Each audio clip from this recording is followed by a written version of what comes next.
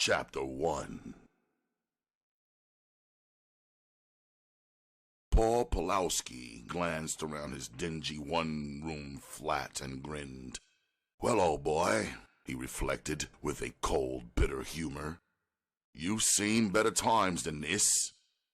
Not that being stuck in the Upper West Side of New York City was too bad, just a damn nightmare." It was a cold water flat with a small single bed occupying most of the room. An old beat-up dresser leaned on 3 legs against one wall, the 4th leg being an old telephone directory that someone had put underneath ages ago. The pages of the book had turned yellow from age, but at least it held the drawer firm. Paul tossed his legs over the iron-framed bed and got up slowly. Raising his arms over his head, he stretched his 6'2" frame, then ran his hands through his curly black hair. He stumbled over toward the sink and turned on the water. There was no hot and cold faucet, only one faucet, and only cold water came out of it. He made a face before shoving both hands under the water and tossing the chilly water back onto himself. The shock of the water completely awakened him. "Now maybe I can act like a man," Paul said loudly, having long ago fallen into the habit of talking to himself. Removing an old comb with 6 of the teeth missing, Paul used it to fix his hair so that it wouldn't look as if he had just gotten out of bed. He then went to work on his teeth, brushing them with an old yellow toothbrush that had seen better days.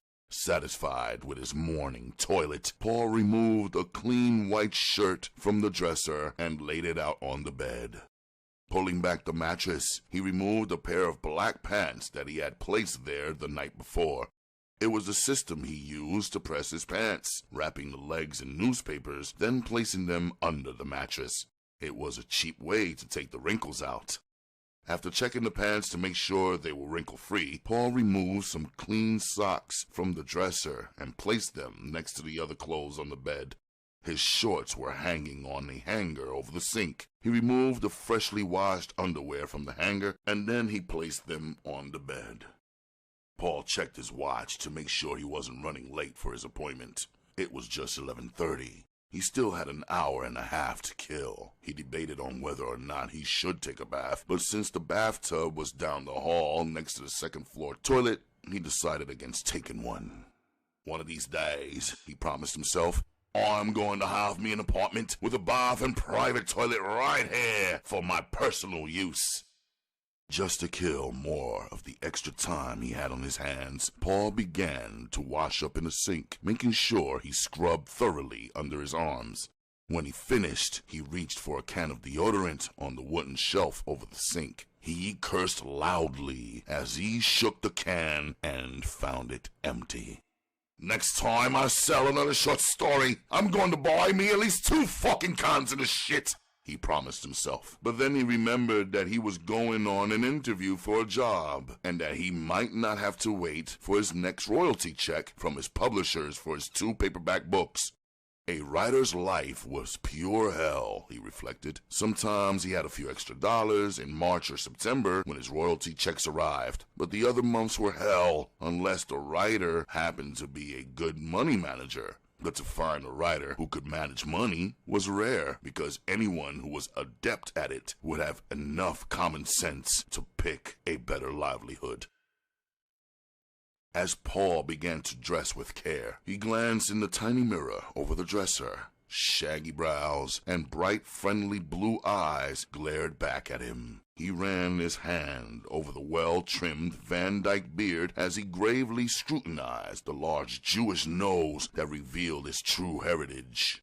Even though Paul was Polish, his mother had been Jewish, something he was deeply proud of. Even as he glanced in the mirror, old memories that he tried to keep buried began to awaken. The day in Germany, when his father had welcomed his mother's parents to their house. He had made him move across the street to his uncle's home under the pretext that his grandparents needed his room. At the time, Paul didn't understand it, being just 12 years old, but he felt something was wrong. In the past, whenever his grandparents came to visit, they had always stayed in the guest room, never needing Paul's bedroom. But on this occasion, Paul was told to move and not to come across the street until one of his parents came over after him. 1938. The year that Paul saw the German soldiers come and put the yellow Star of David on the front door. It wasn't until much later that Paul realized that his father could have escaped the madness that came their way, but he had stayed right beside his wife. Paul never found out what really happened to his parents and grandparents, but he liked to believe that his father was allowed to stay beside the woman he loved until the very last moment.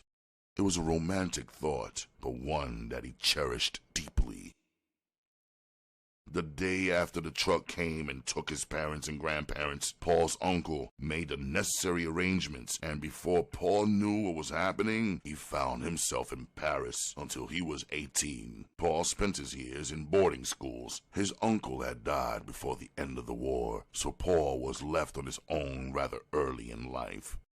The little bit of money that came out of Germany to him was spent on his education. Before his college days were over, Paul had to find a job to help finish his education.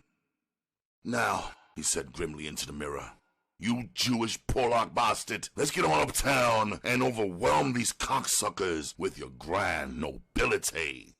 Paul slipped on his suit coat, took one more glance into the mirror, then brushed off some imaginary dust from the lapel of the dark sport coat.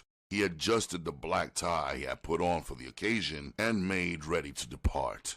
One quick glance down at his shoes made him hesitate. He took a quick look at his watch, then hurried over to the dresser and searched around under the shirts and shorts until he found an old t-shirt. He examined the shirt carefully before deciding to use it to wipe off his shoes. He took out some polish and quickly applied some to the toe of each shoe.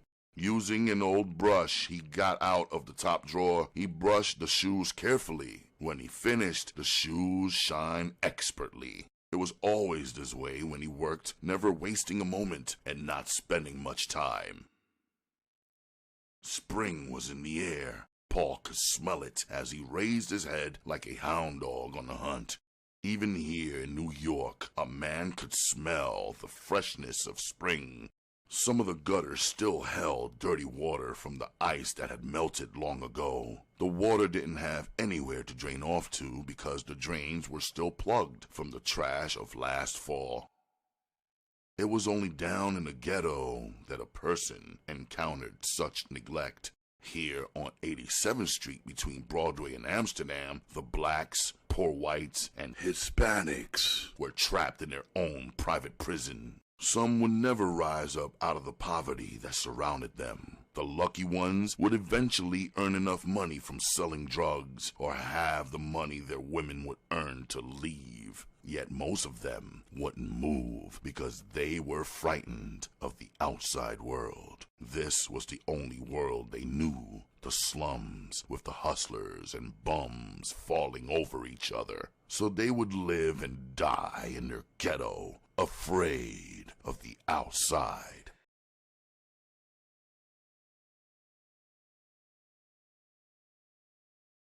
Paul waved to the elderly black man who sold newspapers on the corner.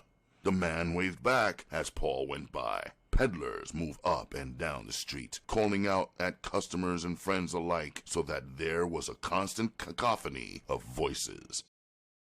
A visitor touring through these parts would many times be lost and frightened by the strange sounds coming up from the bowels of the city. Paul reached the subway and ran down the steps quickly, taking two at a time. A train had come in, but there was no hurry. Another one would come roaring through in less than 5 minutes. After paying his fare, Paul hurried on, reaching the train before the doors closed. He jumped into the second car right before the doors began to close. It took less than 10 minutes before Paul was downtown. He made his way out of the subterranean station and found 54th Street. Removing a small piece of paper from his pocket, he studied the address carefully, then folded the paper neatly and put it in his pocket. The sidewalks were crowded with people. Again, Paul wondered idly just where all these people could be going. Every time he came downtown, he was overwhelmed by the crowds.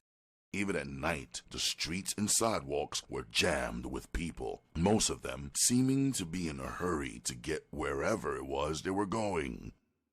Paul almost passed by the building he was searching for. He stepped back a few paces, then entered the dingy-looking building. He stepped in the lobby and examined the directory on the far wall. He ran his fingers down the names of the occupants until he found what he was looking for. The Evening Star was at the bottom of the list.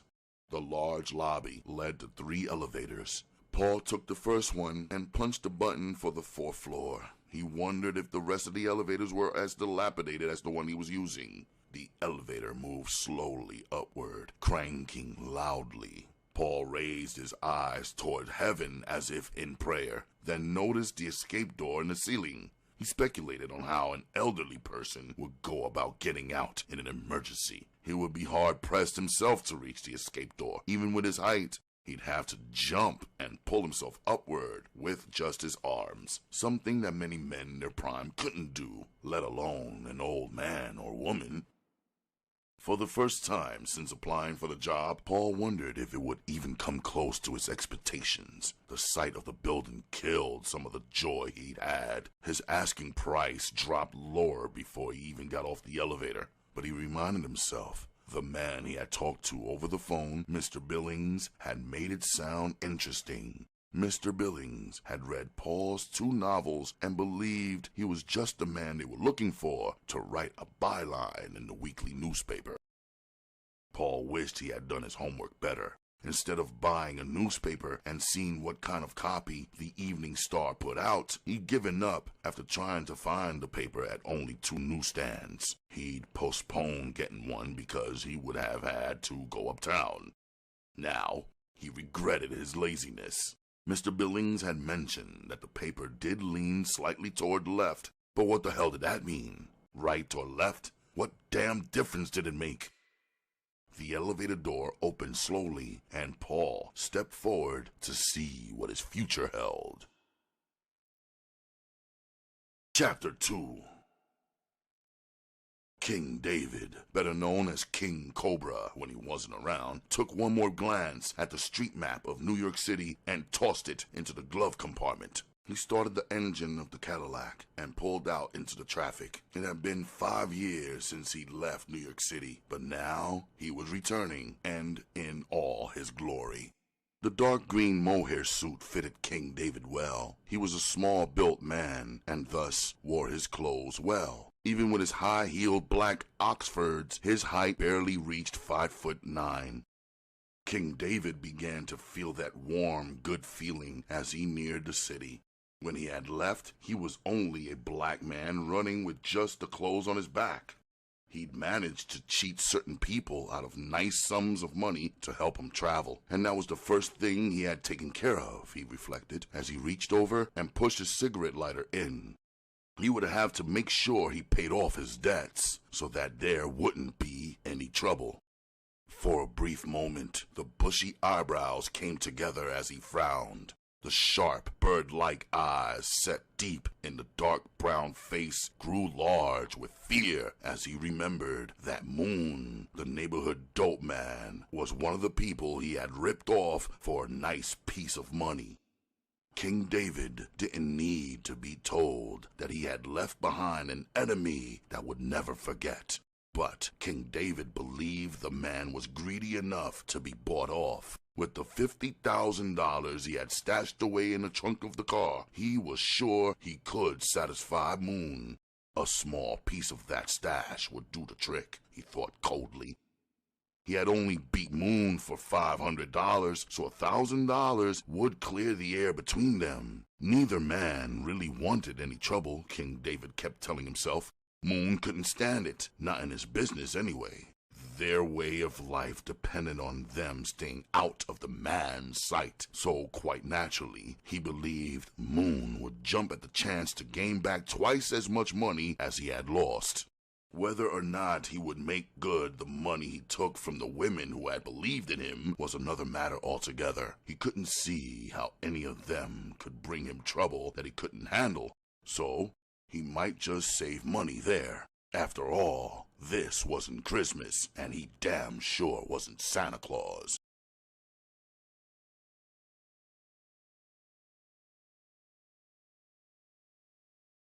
King David pulled up at the end of the line behind the rest of the cars waiting to cross the Brooklyn Bridge.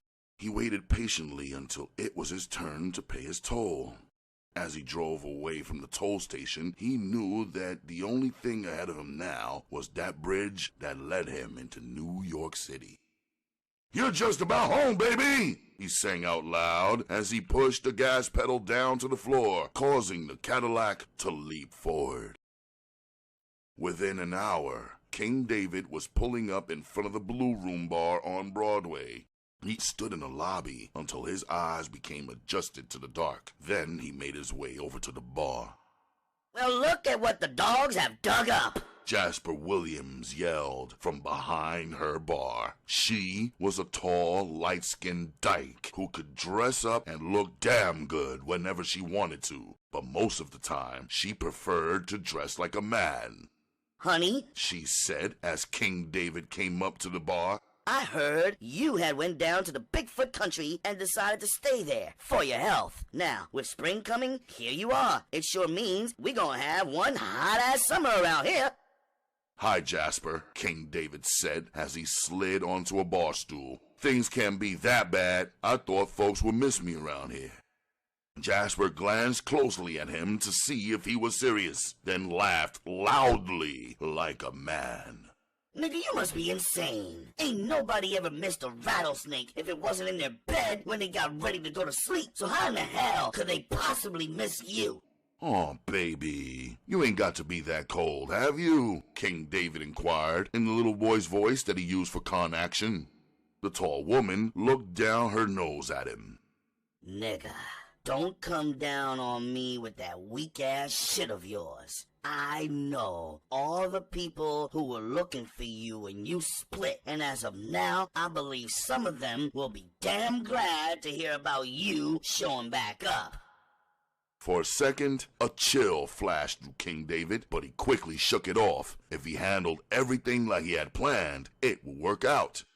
"Tell me something, Jasper. Is Moon still around?" "Uh-huh, and I'll bet he'd be willing to pay a nice sum just to know how you're doing. In fact," Jasper continued, "I'll bet he's one of the most interested people in your health and whereabouts." David shook off the feeling of dread. "So how can I get in touch with him? I got some bread for him." Jasper grinned. "Now how about that? I would have never had believed a good con man like you would be trying to pay back some of the people you ripped off." "I'm not interested in what you think or believe, Jasper. If you want to make this $50 bill, you'll figure out some way to get him on the phone so that I could rap with him." The woman stared down at the money for a minute, then snatched it up. She walked down to the end of the bar and removed the telephone.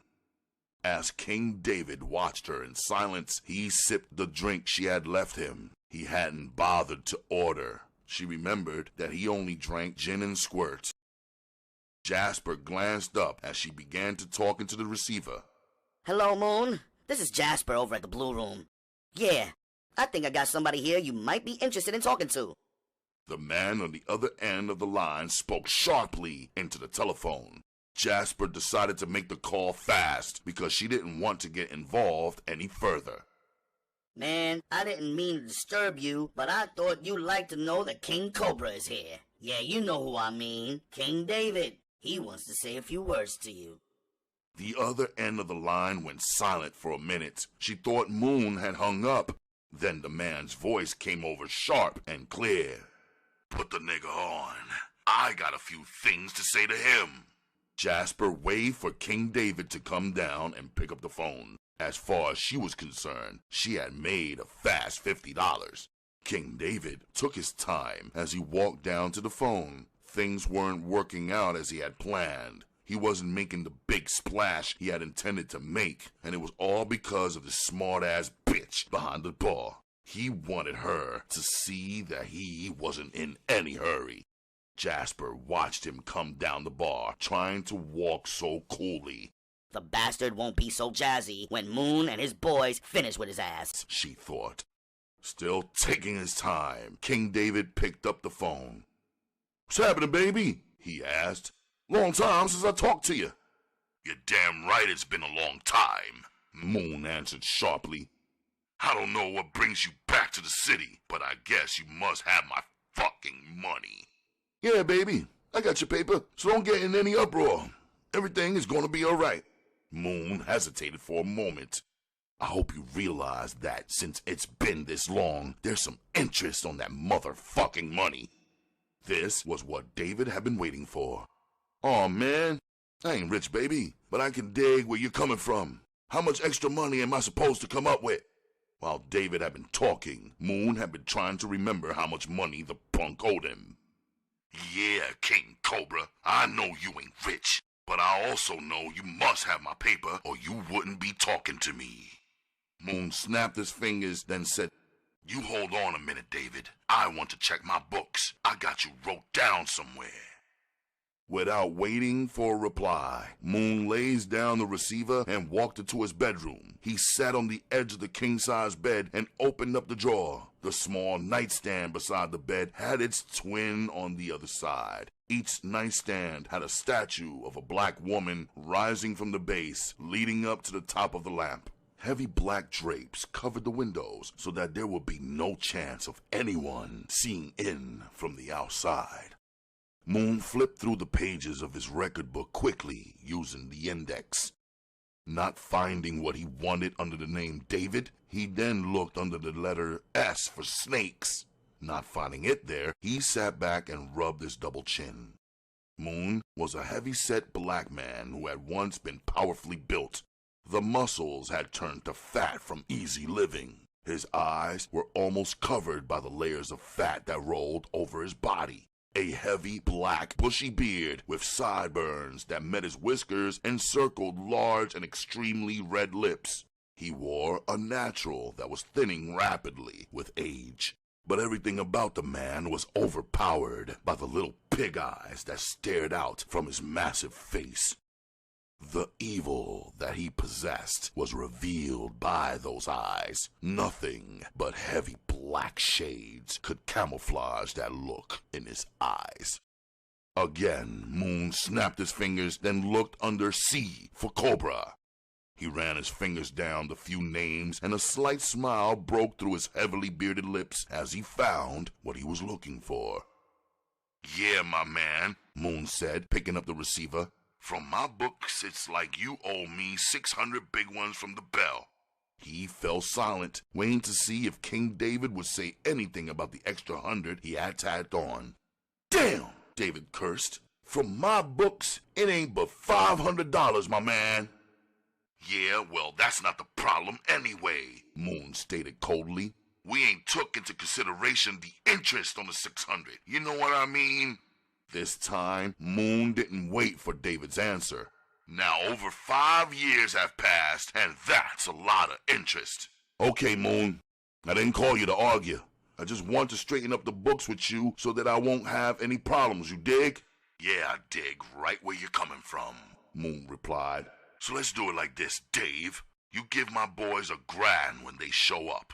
I figured that should cover whatever trouble I've gone through trying to locate you so that I could get my money or some of your ass. For a minute, King David's temper got the best of him, but he controlled it enough so that the man on the other end of the phone didn't realize it. It was just what he had figured Moon would ask for, so there was no problem. Anyway, it was worth the money to pay up so he wouldn't have to be in any more trouble. Okay, Moon, I'll pay it. I just want you to call off your dogs. Is that a deal? Yeah, baby. If something happens to you, it won't be because you owe me any money. That's just mellow, Moon, David replied. Then he couldn't help but brag a little. Have your boys meet me at the Blue Room. My new caddy is parked across the street, so more than likely I'll be sitting in it, watching the traffic going and coming. Moon laughed. You ain't got to worry, King. Anytime a man calls and offers me $1,000, he gets the best treatment of the house. He laughed again and hung up, not waiting for David's reply. Moon walked out of his bedroom and into the living room. He looked at the young men lounging around in the plush room. A couple were bodyguards. The others were his closest pushers, the only men that Moon sold dope to. Moon pointed the small book at the young black across the room. "Mike, I think a friend of yours has come back to town." The well-dressed young man in his early 20s raised a glass of Scotch whiskey in his hand and downed it. "From the phone call, I could figure it out a little," Mike said, setting the empty glass on the bar behind him. Wall-to-wall carpeting, a gold couch, and a marble coffee table with matching end tables spelled only a portion of Moon's success. "Tell me, Mike," Moon said, lowering himself onto his favorite gold love seat. "I sort of forget what it was he did to you. It might not be important enough for you to go to the trouble you're going to have to go through to play payback. Ain't no amount of trouble enough to stop me from killing that motherfucker," Mike said bitterly. Moon watched the young man closely. He knew it wasn't any idle threat. Mike was young, but he was dangerous. He was a professional killer with just his hands. A black belt in karate gave a man that power, but more than likely, killing King David would force him to use someone else. Well, I guess you know, I gave him my word that I wouldn't be involved in any trouble coming his way, though I hadn't forgotten the embarrassment that came my way after the word got out that punk had played on me and got away. Mike got up and went around the bar so that he could fix himself another drink. He waited until he was finished before speaking. Leaning on the bar, he glanced around at his friends. Killing a man was something you didn't do lightly, and the fewer people who knew about it, the better off the killer was. The other men in the room stared back at the tall Negro. "If you think you're going to need any help, Mike, you can count on me." Mike stared at the jet black man. He was so dark he had gained the nickname Blue in his younger days. He was slender and supple, all bone and muscle, with a brutal leanness about his face. His skin was so dark it had a shine about it, matching the startling black eyes that had the look of the hunter. There was no humor in them.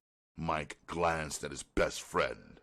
"I was counting on you, Blue, but I'm glad you offered your help so I didn't have to ask for it." "Good.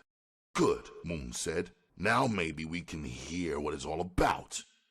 It was obvious that Mike didn't want to repeat the tale, but his boss wasn't leaving him any choice.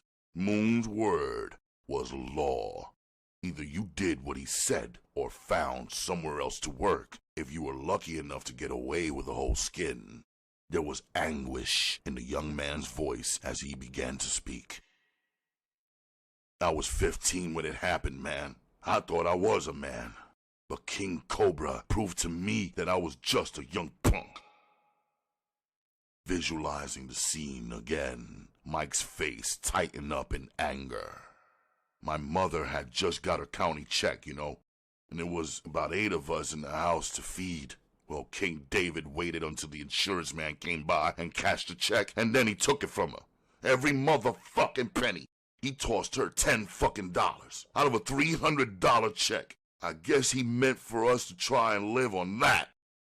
Anyway, I charged at the bastard, but I didn't have anything in my hand. At the same time, he had been sipping on a Coke, keeping the bottle for protection in case anything went wrong." Mike paused and shifted nervously. "My mother reached for the nigger before I did, but he fired a straight right to her head, and it took her out of the picture. Next in line was me. He used a Coke bottle." Mike opened his mouth, revealing the gap where his 2 front teeth were missing. "This is what I got out of my funky attempt to help my mama. But I ain't never forgot." The story had been short and to the point. Now the other 2 gunmen in the room shifted around nervously. It was one thing to be all right with a guy, and quite another to swear to help him kill a nigger when nothing was to be gained. They can understand Mike's anger, but they were too callous to be really moved. All except Blue, that is. The spectacle of wiping out a punk fascinated him. In reality, he enjoyed killing. It was only then that he really felt alive. "We don't need these motherfuckers' help, Mike," Blue stated in a chilling voice. There was no doubt in anyone's mind whether or not he meant it. His eyes glittered dangerously. The other men were too aware of Blue. They could tell when he was aroused. The killer was beginning to breathe heavily. Finally, Moon made his decision. "Now, Mike, behind me giving my word, this is how it's going to have to be done. Rocky and Alvin will go and pick up my grand. Then you and Blue can move in and do your thing." Moon stopped and pointed his finger as if it were a gun. "I mean it, boys. Don't do nothing to blow my grand. After that, I could give a fuck." Rocky grinned at Mike. "When do we get started?" "Right now," Moon said as his two gunmen stood up. "Ain't no reason why we shouldn't let that money sit by when all you have to do is pick it up. So get started." He'll be sitting in his new Cadillac across the street from the Blue Room. As the two well-dressed men started for the door, Mike walked over and picked up the phone. He made his call quickly. "Sis," he said sharply, "I want you to be downstairs waiting for me. It's important. Oh yeah, baby. Be sure to put on your shortest mini. We need you to catch the attention of someone." Before the woman could reply, Mike hung up the phone. Moon grinned at him. "She's kind of young to be using on a job like this, ain't she? She wasn't too young to see her mother get the shit kicked out of her on more than one fucking occasion either," Mike replied sharply. "Okay," Moon said quietly. "You guys are on your own. If something funky goes down, don't involve me. I don't want no parts of it, you dig?" Neither man answered as they walked swiftly towards the door. It was a little too late for words now. Action was the only thing left. Chapter 3. The elevator stopped on the 4th floor, and Paul Pawlowski stepped out into the dimly lit hallway. He didn't have any trouble finding his way to the newspaper office. They occupied the entire floor. Taking a chance, Paul opened the first door he came to. The receptionist glanced up from her desk as Paul walked toward her. He tried to smile, but could feel it frozen on his face. "Yes, could I help you?" she inquired in a voice that sounded better than she looked. She was small, with tiny breasts revealed by a see-through blouse. Her face was made up heavily, with her hair dyed a bright blonde. Paul wondered idly if she could be real. He couldn't see her legs, but he would have bet money that they were small. Everything about her represented a woman on the make. As he stood in front of her, she allowed her eyes to run up and down his body. For a second, he felt like a prize bull about to be sold. He cleared his throat. "I am supposed to have an appointment with Mr. Billings, Miss." "Miss Laverne Harding, dear. But you can call me Laverne if you care to." "Okay, Laverne. But now, how about Mr. Billings? I'm supposed to have a 1 o'clock appointment with him." Paul stated a little more coldly than he meant to, but the woman was coming on just too strong, something he couldn't stand in his women. He liked to be the one who did the chasing, not the other way around. The woman pouted her lips, then picked up the phone and called Mr. Billings. "Okay, honey. He will see you now. There's the first office on your right." It wasn't hard to find. The offices were nothing but rooms partitioned off with the cheapest of plywood. Paul hesitated in front of the office he took to be Mr. Billings, then raised his hand and knocked softly. "Come on in! Come on in!" The voice from inside the office roared out good-naturedly. Paul pushed the door open and stepped in. The first thing he noticed was a huge fat man sitting behind an old beat-up desk. The man had thinning gray hair with blonde eyebrows. His lips were twisted in a cruel sneer that seemed to be a part of him, no matter how good-natured he acted. Across his upper lip was one of the largest handlebar mustaches Paul had ever seen. Can this crap be for real? Paul wondered as he stared around. The rest of the office was bare, except for 2 beaten-up chairs that sat in the front of the desk. It didn't look as if the company was too profitable. The big man stood up and stretched out his hand.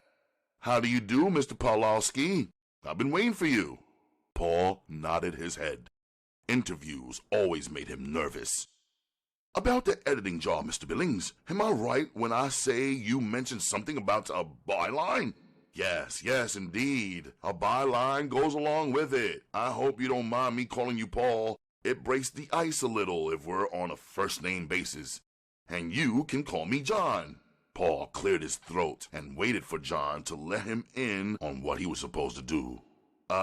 John? The first name gave him a little trouble, but he managed to get it out. "What kind of byline am I supposed to write?" John beamed down on him before returning to his seat. "You're a man after my own heart, Paul. Yes, sir, indeed. You like to come right to the point, as I can see." Paul waited, wondering when the man was going to get to the point. There was something wrong, but he couldn't put his finger on it. "Now, Paul, there's one thing you should know. Most of our papers sell in the South. It's our biggest outlet, so we have to sort of slant our work towards the Southern white. You know what I mean?" Billings let out a big laugh, and Paul knew if he had been standing next to the man, the fat bastard would have probably slapped him on his back.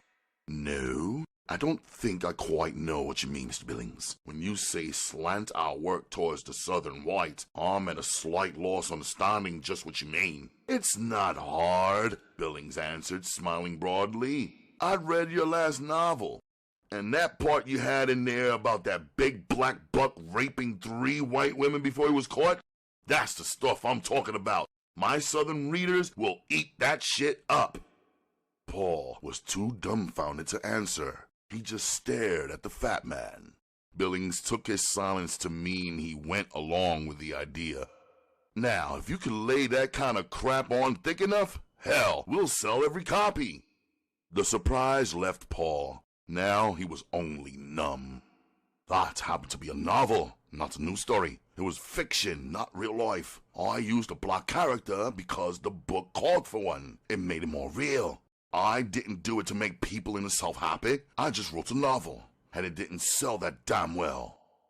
Now, Billings said lightly, "the work I have for you won't have to be fiction. There's enough rape going on in Harlem so that you don't have to make up a fucking thing, Paul. All you have to do is spread the truth a little, dig the dirt up. That's what sells. Paul, there's money in this kind of crap. I wouldn't shit you about it. In less than a month, you'll be living like a king. All you have to do is dig." Billings was so involved in what he was saying that he didn't pay any attention to Paul's face. It was becoming red as a beet. "Now, Paul, there's one more thing that will sell like hell down south. Toss a little crap in that byline about Jews, The Jews up this way are constantly causing the niggas to try and be more than they are. We build on these 2 concepts, and I promise you, buddy, you'll get a raise before you know it." "Don't call me buddy," Paul stated, trying to control his anger. His fists were clenched so tightly the knuckles were white. "Oh, I guess you want something like what Hitler did. A lot of raving of how dirty the Jews are and that kind of shit." Billings broke out smiling. "That's it. We read about parties the Jews went to with the jigs, having their women dancing with the black bastards and all of that shit. I'll tell you, boy, it will really sell. I know what I'm talking about. I've been in this business for years. I guess the only reason why your fucking paper sells only in the South, it's pure dirt, Billings." For the first time, Billings stopped talking and glanced up from his desk. He didn't like the look on the young man's face. If he could read minds, he wouldn't have liked the thoughts going through the young man's mind at all. Paul was seeing Germany all over again, seeing the men with the black shirts yelling at the crowds about the dirty Jews. Rabble-rousers from the word go, but their shouting and screaming finally paid off. People had listened, then turned their heads when the killings began. It was this kind of man who was responsible for his mother and father being dead. Men who didn't care who was hurt, just as long as they made their blood money for the lies they told. Billings read something threatening in Paul's face. "If you don't like to write about the Jews, that's okay," he added quickly. "I've got another man on the staff who can handle that part of it. All you'll have to do is dig up crap about the jigs. We can sell anything you write as long as you make it strong enough." Paul stood up and leaned over the desk, bracing himself on the palms of his hands. "First of all, Billings, there's something I think you should know. I'm Jewish myself. Don't let the Polish name fool you. My mother was all Jewish, and I'm damn proud of it. I'm damn proud of being of that race. Secondly, I feel very sorry for blacks. I live in a building with some of the tenants being black, so I know what kind of hell they catch without a bastard coming along trying to make some money off of lies printed about them. Third, I think the South has enough problems without me writing something that would inflame some ignorant bastard so that he got drunk and took out his anger on some poor black bastard who doesn't have the slightest idea of why it's happening to him. Next and last, this is what I think about you and your idea." With that, Paul leaned over and spit in the man's face. "Now you can do any goddamn thing you think you're big enough to do if you don't like what I just did." Before Billings could answer, Paul spun around on his heel and walked out the door. He was so mad that he ignored the woman as she smiled brightly at him. His face was red as a beet. He fumbled with the elevator, impatiently pushing the button until the car finally arrived. He shoved his way into the empty elevator and rode down to the lobby. His rage was still growing as he came out onto the street. He walked blindly until he found a bar that had a 3-for-1 sign-up. He went in and began to get fairly drunk, not bothering to worry about the grocery money he was drinking up. "I wish I could have kicked the bastard in his fat ass," Paul murmured angrily. "What did you say, Mac?" another customer asked from the stool next to him. "Nothing," Paul replied harshly, the tone of his voice revealing that he was in the wrong mood to be tampered with. The man on the next stool was too wise to follow it up. He had been drinking in bars in New York for some time, so he knew when to leave well enough alone.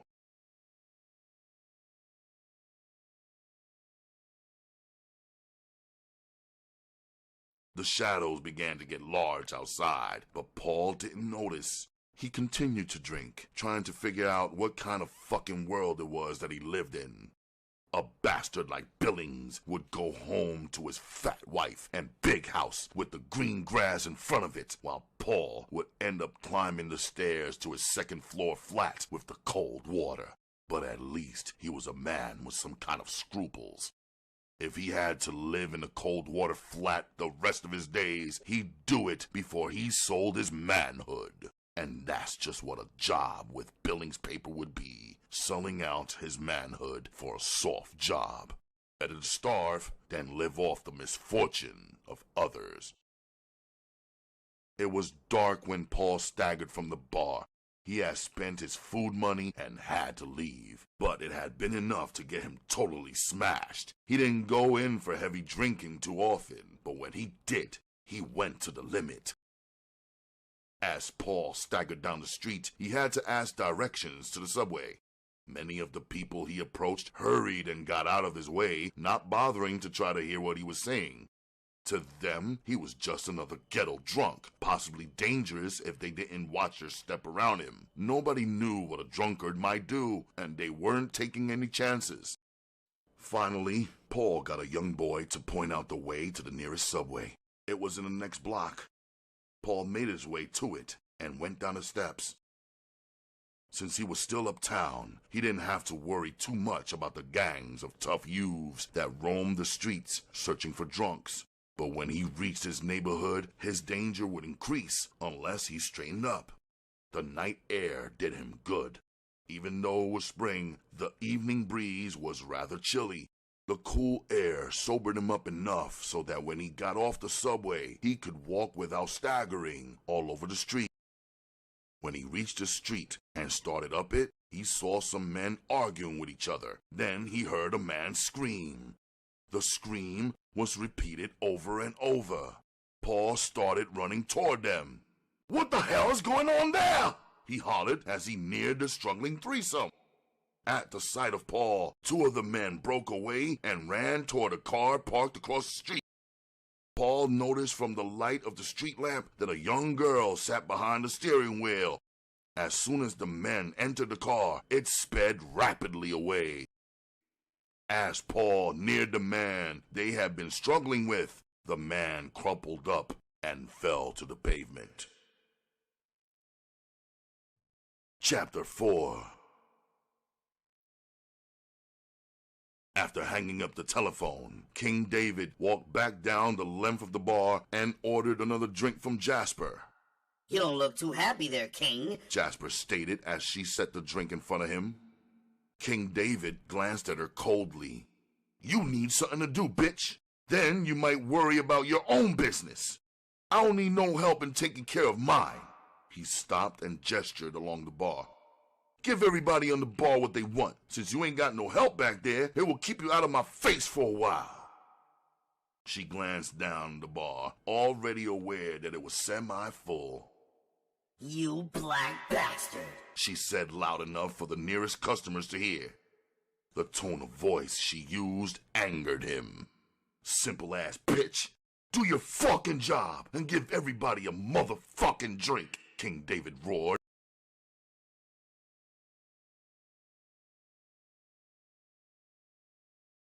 The whole bar heard him. When she hesitated and put her hands on her hips, two young dappers yelled from the middle of the bar, "Quit bullshitting, woman, and take care of this white man's bar. If he was here, you'd be running up and down like a track star." Jasper opened her mouth but quickly closed it, making her look like a fish out of water.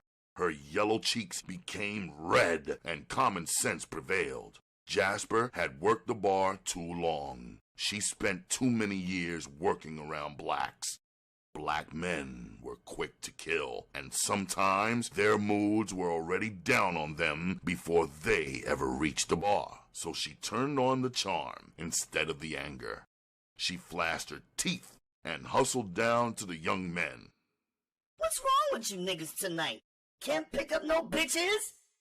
Both of the young boys smiled at her. Since she was waiting on them first, they didn't have to worry about the stud at the end of the bar changing his mind.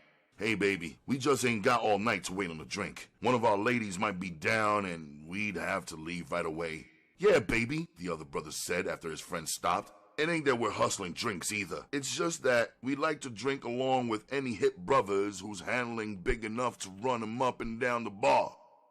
"Okay, baby," Jasper answered. "And I know both of y'all are big spenders, too. Now what would you like? Another beer like what you got or something more expensive?" The smaller of the two partners frowned, causing a thin razor scar on the side of his dark brown cheek to look like a straight line. He knew she had put them down, but it had been done lightly. They lived in the neighborhood and came to the bar every day, sometimes in the mornings, sitting around joking with the white owner who worked the day shift. They accepted Jasper's tongue because she always steered them to drunken tricks that had found their way to the bar for the first time. Whenever they pulled a rip-off, she would be waiting with her hand out, and they always argued about the money. "Nah, baby," the light brown-skinned brother said. "Give us some Scotch whiskey, double, over the rocks." He made a fist of black power and raised his hand in the air toward King David. The king raised his glass in reply. He knew as well as the boy who did it that it meant nothing. The boy was wondering how hard it would be to take King David's bankroll, and as Jasper leaned over and poured the drinks, he put his thoughts to work. "Say, baby, that nigga down there seems to have plenty of that green shit. He might not talk so loud if someone removes some of it." He looked at his partner to see if they were thinking the same way. Daddy cool, she said to the lightest one. You and little bro had better stay clear of that nigga. That's King Cobra down there. And since he's a small nigga, he carries a great big pistol. King Cobra? Little bro said coldly. Who the fuck is a fucking King Cobra? Daddy Cool laughed loudly, but kept his voice down. If the man was really dangerous, and any nigga with a gun was dangerous, it was best the man didn't know they were discussing him. His name is King David, honey, Jasper explained quickly. Don't too many people call him King Cobra to his face. He don't like to be called a snake, but he sure the fuck is one. Before they could tie her up with questions, she added, Him and Moon got something up, so that might give you an idea of whose ballpark you might end up playing in if you get involved with him. She left them then, knowing that they would think about what she had just said. Mentioning Moon was the quickest way to stop them from plying her with questions, even though they now knew that King David carried a gun that hadn't stopped them from thinking about ways to knock him off. The mention of Moon's name, however, would take all the desire out of thinking about ripping him off. Jasper moved on up the bar, filling drinks without inquiring about what kind they wanted. Whatever was sitting in front of them was what they got. To an inquiry about who sent the drink, she would just nod in King David's direction. Everybody knew who was buying, but some of the lone women wanted to know his name. After receiving her new drink, Lady Bird, an old customer of the bar who hustled the customers, picked up her drink and stared down the bar in King David's direction. Lady Bird had been working the streets of New York for over 20 years. She had started when she was 14 and had picked up the nickname Lady because she walked so daintily. Over the years, she had become fleshy to the point of chubbiness, and her face, though noticeably young under the brazen whore makeup, appeared yellow and aged.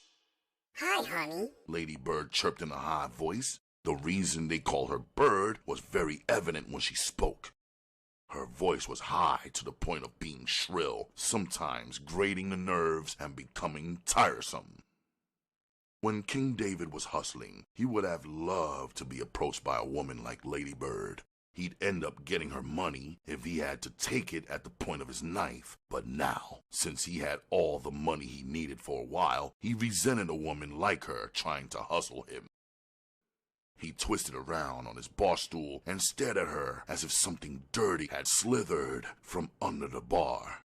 It didn't take anything but a look, and Lady Bird knew she had made a mistake. Excuse me, honey, She said quickly, running off to the ladies' room. She stopped at the jukebox and punched 3 records for a quarter. When the soft jazz from the jukebox flooded the room, King David relaxed. He dreamed of the future. With his bankroll, he could start backing his own numbers, get a few runners to pick up for him, pay quickly, and just make sure the runner delivered the hit money and his name would begin to ring. People talked about the number man, who always paid as soon as the figures were right. King glanced out the windows, which were heavily covered with posters of Miles Davis, Coltrane, and Mose. It was evening. How different the time was from that back in Los Angeles, he couldn't tell. The highway had made time irrelevant. Staying at motels whenever he felt like it, stopping over in Atlanta, Georgia, and visiting the beautiful club James Brown had built. It had been a good trip. Now he was back, wondering why.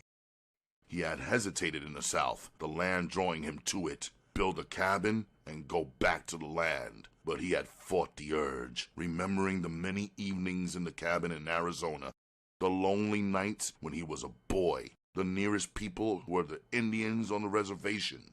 The loneliness was something he never returned to.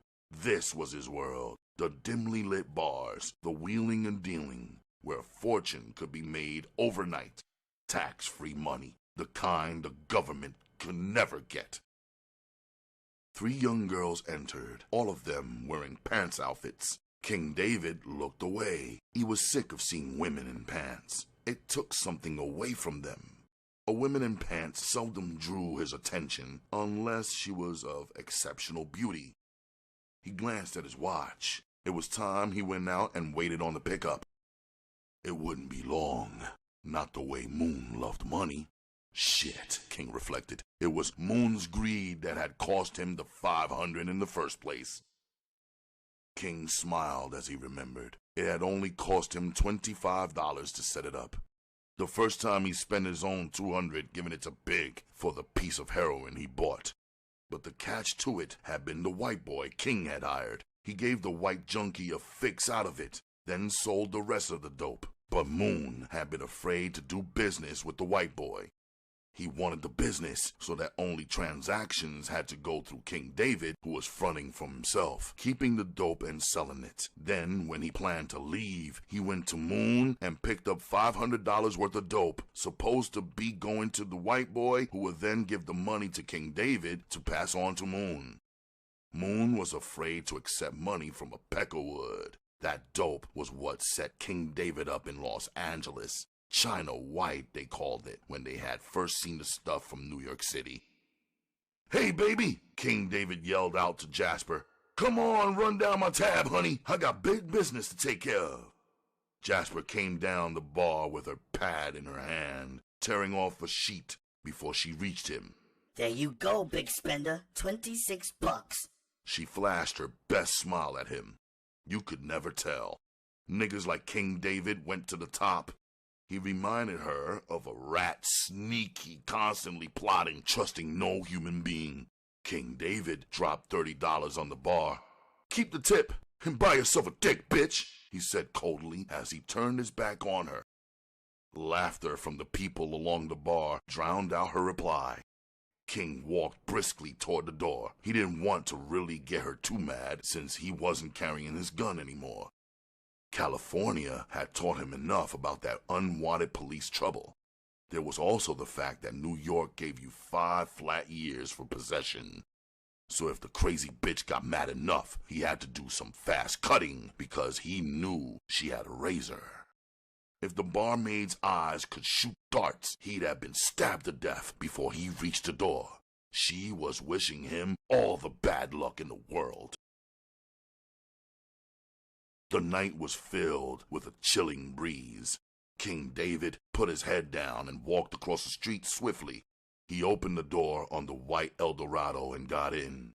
The car was his castle, the first one he'd ever owned. Still feeling the chill, he turned on the motor and pushed the heater up to 80. Next, he played his favorite tape, Sarah Vaughan singing "Over the Rainbow." 10 minutes hadn't passed when a black Ford pulled up and parked behind his caddy. 2 men got out and quickly approached the car. Seeing them coming, King David let his window down. Rocky and Alvin, Moon's 2 lieutenants, both approached on the driver's side. "What is it, brother?" King said loudly as the men came near. He fingered the magnum under the armrest and felt assured. Since he didn't know either of the men, he'd have to wait until they committed themselves. "King David?" It wasn't a question. It was just a way of letting the king know they knew him. Alvin, who spoke his name, continued. "Moon says to tell you that it will be a hell of a lot better if you go uptown, away from him. You know, it ain't just big enough for 2 dogs, so don't get bit." As the men spoke, King David didn't notice a green Chevy pull up and a young black girl get out. She stood beside the other car for a moment, then started walking toward them. King David removed an envelope from his pocket and held it out to the men. "I hear Moon expects something. You boys wouldn't happen to know how much it was?" David asked, holding the money out of reach. "Let's not play games this late in the day, King. We came for $1,000, cash money," Rocky stated, reaching for the envelope. King gave it to him, glad to be rid of it and them. "I guess that ends our little business, don't it?" Neither man bothered to answer, nor to take the time to count the money. Rocky glanced into the envelope to make sure it was money. The small stack contained all $100 bills. As King David started up his motor, he noticed a young, attractive girl in a Mini. The short skirt aroused him. Being a leg man, he was interested. She was tall and lean, with well-shaped bow legs. From what he could see, she seemed to be light brown. Alvin went back and started up the Ford. He glanced over at Rocky. "It looks like Mike ain't bullshitting. That's his young sister out there. Ain't never known him to bring her into anything. Rocky shook his head in agreement. Yeah, I wouldn't trade places with King David for all the tea in China. He glanced out the window as they drove past. They saw her motion for King to join her. King shook his head and waved to her to come over. Come here, tender mama. It's chilly out there. He spoke loudly as he let the window down on the passenger side. Before he finished speaking, she had started for the car. She walked with a proud step, knowing well that she was in her prime. What is it, honey? She asked when she reached the car. She bent down and smiled, flashing well-kept, bright teeth. She was younger than he had first thought. Now his interest was really aroused. He didn't believe she was over 15. What a beautiful mare this would be for a coming home present. Her skin looked so cool and golden brown that he wanted to reach out and touch it. As he stared at her, he mentally undressed her. Her young breasts would be straight out without any sag, firm and tender, something to stimulate a man like him. Come on and sit down, honey. It's kind of chilly out there. He hit the door lock near his left hand. She smiled at him, not bothering to open the door. Let your windows down, sweetie, she said in a light voice. A frown crossed King David's face, but he decided to play it her way until he could talk her into the car. What's wrong, sweet thing? You ain't changed your mind about a little bit of fun, have you? What you talking about, man? I ain't said nothing, just looking, that's all. Her voice had a husky ring to it, revealing what was in store when she became mature. Country girl, thought King David.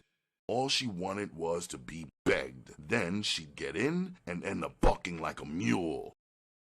King David thought he knew the type. Might be the first time she ever rode in a Cadillac. The longer he stared at the girl, though, the more he felt like he knew her. The face. There was something about it that he remembered. But it couldn't be. The kid wouldn't have been over 10 when he left. And though he liked them young, he didn't mess with kids that young. It had to be a well-developed young girl to excite him. The way she had of leaning back on her heels, her skirt tight against her legs, her head cocked to the side arrogantly. A light started blinking in his mind, and he knew he had his finger on it in a minute. The voice reached him through the open window on the driver's side, which he hadn't bothered to roll back up, and took him completely by surprise. King David flinched. He prided himself on never losing his cool, but for a moment, he did. Twisting his neck around, King David saw the two of them, both holding pistols. Quickly, he tried to place them, but they were too young. Young jack-up artists, he thought instantly. If he didn't give them any trouble, they'd take the few hundred he had and leave happy. You must not be able to hear so good, punk. I said out! It was the same voice, only this time King David really understood the words. He hated parting with his magnum, but it would have been useless to try removing the large pistol. He knew without a doubt that these men would kill him because if he got the chance, he'd kill them. As he opened the door, he glanced back at the young girl, but she was gone. It had been so fleeting, it might as well have been a dream. To have been set up by a 15-year-old girl. Her bitter smile curved at King David's lips. What a wonderful, black-hearted bitch she would be for whoever controlled her. Move it, nigga! The black man growled. For the first time, King David took a good look at his jack-up artists. The eyes of the blacker one were dead, and he didn't like the cold, fish-eyed nigger. But what he saw in the younger black's eyes shocked him. They were enraged. The boy's whole face showed that he was fighting for control. Tears were in the corners of his eyes. Whatever the reason, King David knew it would have gone better if he had tried to draw the heavy gun. Even as the door closed, his agile mind told him that this was much more than a heist. For some reason, these men wanted to kill him. He had to find out why and talk. If they'd listen, he had a chance. Talking was his whole game. If somebody would listen, he had a story to tell. Mike grabbed King David and shoved him toward the sidewalk. The little man was walking too slow. Mike came up on the sidewalk beside him, and instead of the gun, he now held a long switchblade. People entering the bar noticed a small commotion, and now others looked out the window. "Well, I'll be damned, partner. We done collected an audience by accident," Blue told Mike quietly. "Don't look like you have much time, but if the nigga leaves here without knowing why, then the joke's on him." Suddenly, the man's face seemed to come alive, and with it, the dead fish eyes. They embodied something unspeakably evil and vile. "Why, man? Why?" King David screamed at the top of his voice as he stepped back and reached wildly for his knife. They meant to kill him, and he didn't want to die for no reason at all. "Take my money, man! Here!" He knew they didn't want his money, but he needed a second, and he got it. Mike hesitated for a minute. He didn't want to kill him without letting him know why. He had lived this moment way too many times. He wanted to see the little rat beg, then remind him of the young kid he had hit with the bottle. Because of the moment's hesitation on Mike's part, Blue had to step around Mike. He knew the killing had to go off now. Too many people were taking interest in what was going on. Blue wished now that he had kept his gun in his hand. The knives had been Mike's idea, even though they used guns to force King out of the car. With the long stiletto held firmly in his right hand, Blue moved around Mike quickly. King David had two choices when he went to his coat pocket: to bring out his wallet or the long, keen-bladed knife he kept next to his wallet. The money wouldn't do any good. He knew these men were going to cut them up a nigger. He couldn't understand why, but he thanked heaven that the boy had hesitated when he mentioned his money. He got his second, and at least he'd have a chance to cut one of them. If the boy didn't move quick enough, he might get them both. When Blue came in under King David's guard, he stabbed upward, starting from the stomach. Suddenly, a pain exploded in the base of his neck. King David screamed shrilly from the pain. He jerked back suddenly, breaking the blade off while part of it was still embedded in him. The action brought Mike out of his black thoughts, and he moved with swiftness. He struck and struck and struck again. All the stab wounds were to the stomach. King David screamed from the pain, and the more he twisted away, the more the boy stalked him. He screamed from sheer pain now, and as he fell, Mike bent down and plunged the knife into his prone figure. Blood ran over Mike's hands, and his clothes were covered with it. He struck King David one more time, high in the chest. "What the hell is going on?" It was a white voice, and that rang a bell instantly. Mike glanced up and saw a wildly bearded white man running toward them. He looked big enough to give them plenty of it, too. Mike turned and ran toward the waiting auto that was backing toward them down the street. Even as he ran toward the car, he saw Blue stumbling from one car to the other, holding himself up. He was hurt. Mike quickly caught up with him and helped him the rest of the way to the car.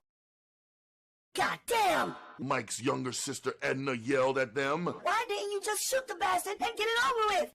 Now look at the headache we got!" "Just shut the fuck up and drive. We got no motherfucking problems," Mike ordered sharply. Paul Pawlowski leaned down over the neatly dressed black man. The man gasped. "Mister, whoever you are, please, don't let me die here on these streets. Please, mister," he begged. "I don't want to die alone in the gutter." Paul pulled the man's shirt back and knew at once that he couldn't live. Blood was bubbling out of the man's open chest. There was a gash from his lower stomach up to his chest. Paul could see the man's intestines seething beneath the shredded skin. The dying black man turned his head to the side and vomited oozing blood and a sickening brown bile. Paul held his own stomach firm. He gently reached down and lifted the gored man up in his long arms and carried him up the steps toward his room.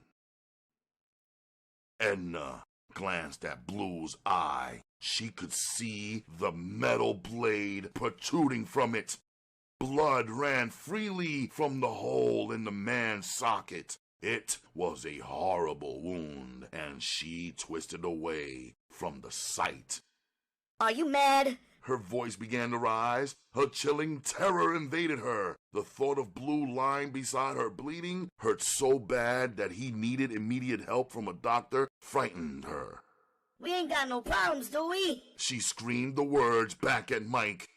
In her blind, growing rage at her brother, Edna momentarily lost control of the steering wheel and sideswiped the parked car.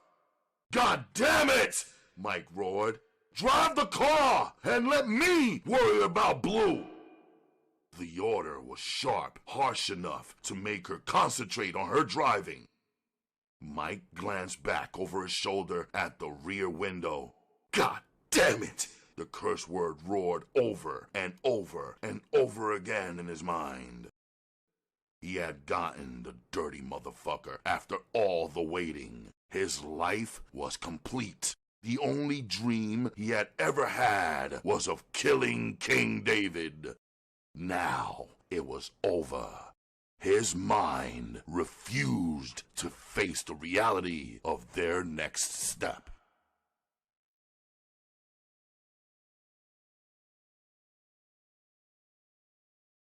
Chapter 5. Paul Pawlowski leaned down beside the well-dressed black man.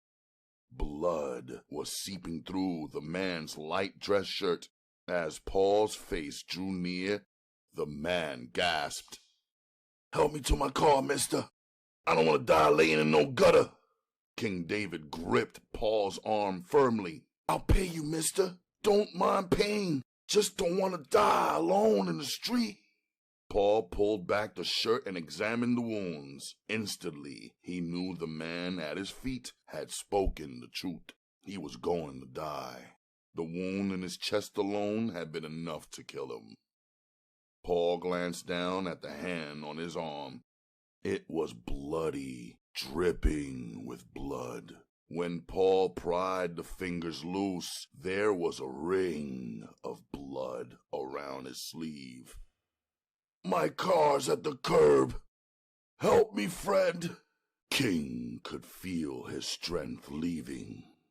"Please, mister," he begged. He had seen too many black men bleed their life's blood out on a dirty floor of a pool room or inside some dimly lit nightclub. Paul glanced over at the expensive car near the curb. What the hell, he told himself. If the guy wanted to die in his own car, at least he could help the poor bastard die where he chose. Slowly and with care, Paul lifted the man. The man in his arms made a deep moan as Paul steadied himself with the load.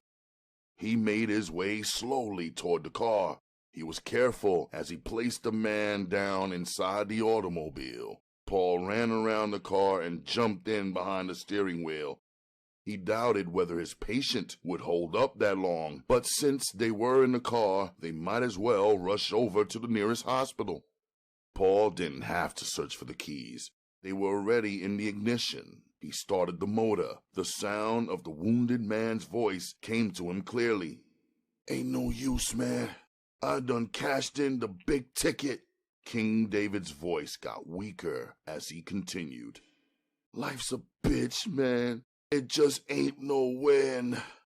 Here I thought I had Jesus in the jug, you know what I mean? No looking back. Done stung for all the bread a nigga needs to get over with. Now this shit come up out of nowhere, can you dig it?" He tried to laugh, but blood rushing out of his mouth choked him. Just take it easy, fella, Paul said as he expertly drove the big car in and out of the light evening traffic. It won't be long before I have you at hospital. Then everything will be all right. This time, King David did manage to laugh. Big fucking deal, man, he answered dryly. It wouldn't make any difference if we were at 2 hospitals right now. Ain't nothing a doctor can do for me now, man. I done bought the big ticket. It ain't but one more step left for me. The wounded man fell silent. His last words seemed to linger in the air. Paul tried to change the mood. I don't know about that, buddy. You can never tell. I glanced at your wounds, and I've seen guys live with worse ones. Paul knew that the wounded man knew that he was lying. Okay, brother, King David stated. Have it your way. I just don't want to die alone. That's all. Just picturing myself stretched out in that fucking street dying alone is damn near too much to bear. Don't think about it, Paul cautioned sharply. Think about getting patched up. Why don't you try to save some of your strength? Don't talk so much. You ain't doing nothing but wearing yourself out. As the car went over a slight bump in the street, King David let out a grunt. His face twisted up hideously from the pain. Talking helps to take my mind off the motherfucking pain, man. It's all I got left. Life is a motherfucking bitch, man, he stated again, this time more bitterly than before. It's not fair. I mean, a guy busts his shit, his whole ass, trying to reach up and pull himself out of the fucking gutters. And then when he can finally see some kind of light, some shit like this happens. Nah, baby, it ain't right. Just ain't right. It couldn't happen to nobody else but me. Tears rolled down the man's cheeks as he talked. All I've been through, everything I've done, man.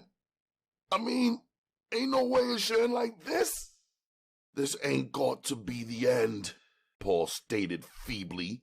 He realized that he was just using words, saying anything to fill the void. King David continued as if Paul hadn't spoken. I've always tried to be honest with myself, but now, when I'm face to face with the final act, I can't accept it. Not this. He broke down and began to sob. Deep sobs, the kind that no one should ever witness of another. Paul glanced at the man out of the corner of his eyes. Dumb! He cursed. It looked like King David had taken a bath in blood. His suit coat was completely covered from where it had seeped through his shedded shirt. Even the upholstery in the car was covered with the dark reddish stain of blood. Where King David's arm rested on the front seat, a small pool of blood had formed. Christ almighty, Paul swore. How much blood can this guy lose without passing out? If he doesn't die from the stab wounds, the poor bastard will bleed to death before we get to hospital. As he took another quick look at the wounded man, Paul thought that the injured man had finally passed away. King David's head had dropped onto his chest, and it appeared as if he had stopped breathing. But it was not death that closed the man's mouth. The pain had finally reached unbearable stages. King David closed his eyes and gritted his teeth. He tried to slump back against the door padding. Maybe if he laid in another position, it would ease some of the hurt. He tried to breathe lightly, but every time he took any kind of deep breath, he could feel the pain all over his chest.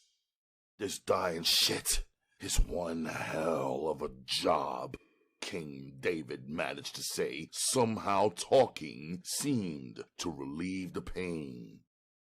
Paul stared over at the man in astonishment. He was surprised that the man was still alive and noticed that the man's voice was growing much weaker. It wouldn't be long now, he reflected. Just hold on a little longer, Paul stated as he pressed down harder on the gas pedal. Hospital is just a couple of blocks away. When they had first got in the car, he wouldn't have taken odds that the man would live to reach the hospital. He had just been going through the motions. You know, if it hadn't been for you, mister, I'd still be laying back there in the street. It wasn't nothing anybody else wouldn't do. Or I just happened to be the one that came along at the time, that's all, Paul stated. King David didn't waste his strength answering, but both men knew that the statement was a lie. He would have lain in the gutter until the police arrived. Then they would have left him there while they called for an ambulance. No way in the world would they have put him in the police car bleeding the way he was bleeding. He would have lain there and died in the gutter. The thing he had always feared. Paul had been the one person in 100, a man who didn't mind getting involved. King David knew that a black man wouldn't have taken the chance.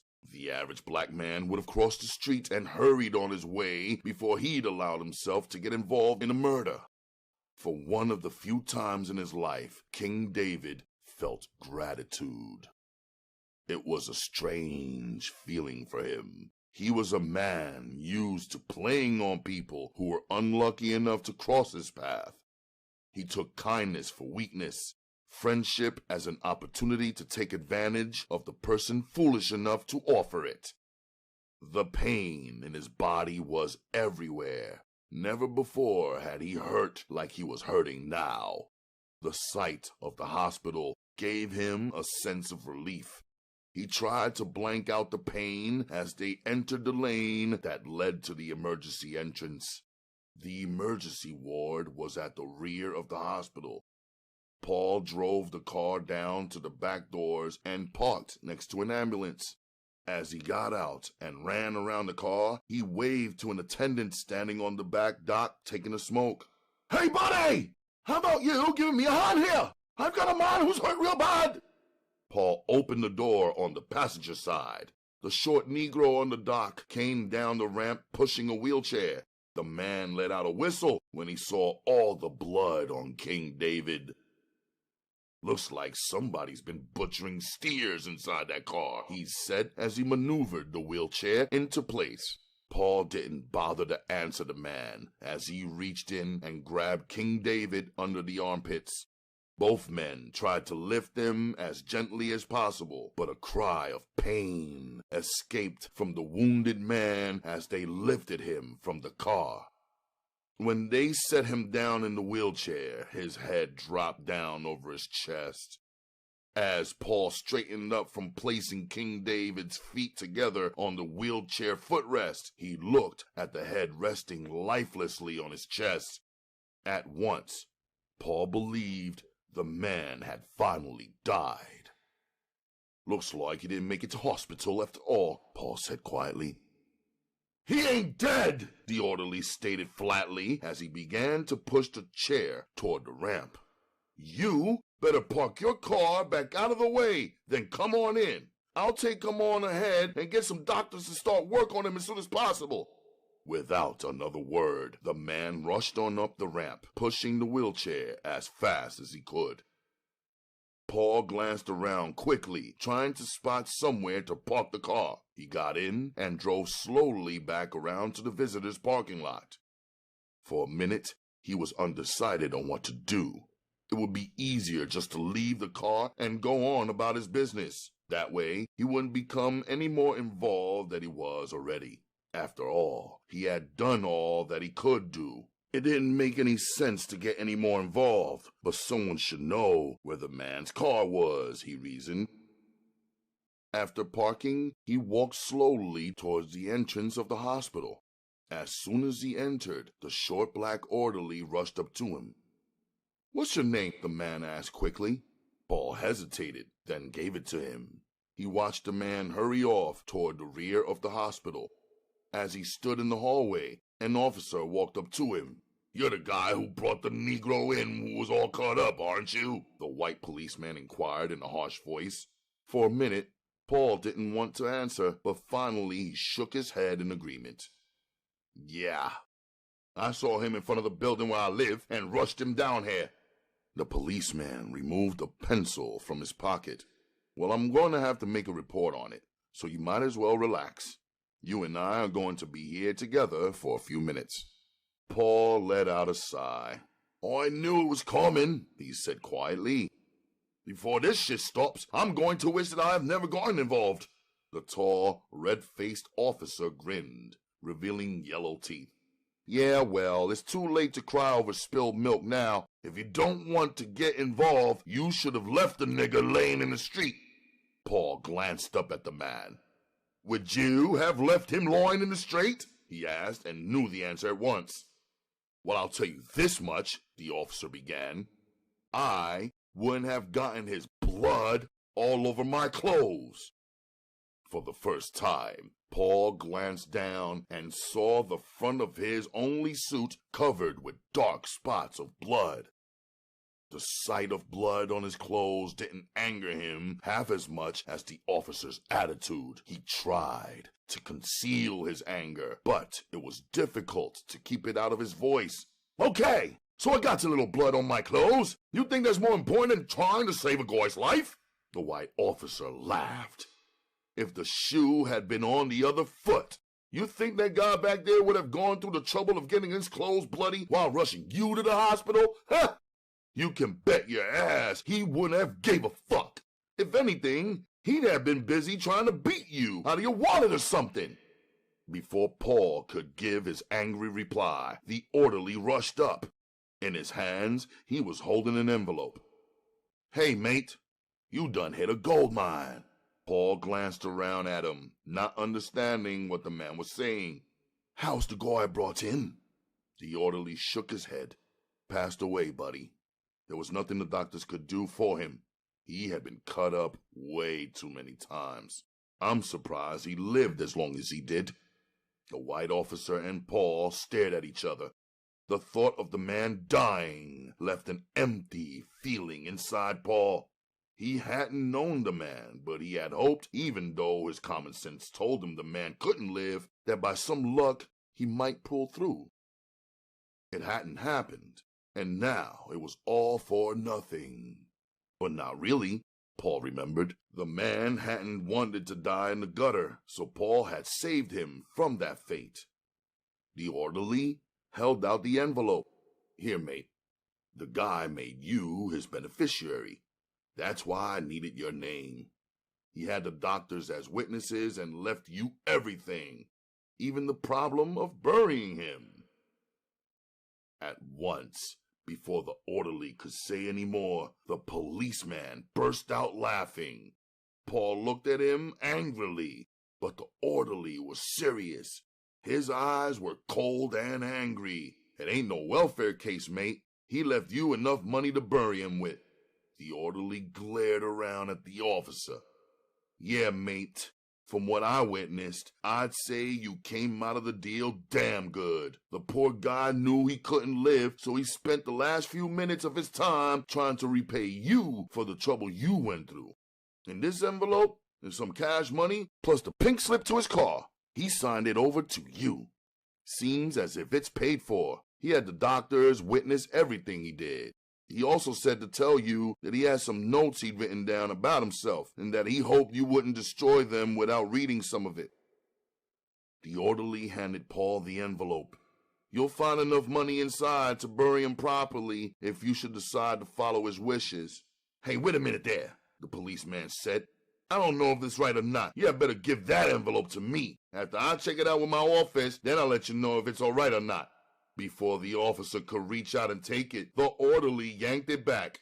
"Maybe you didn't hear what I said, officer. I said the man had the doctors sign as witnesses.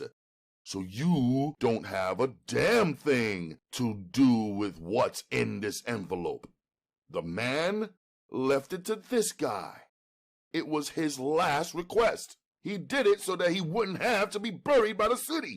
and here you are trying to spoil it all. No way! I mean it.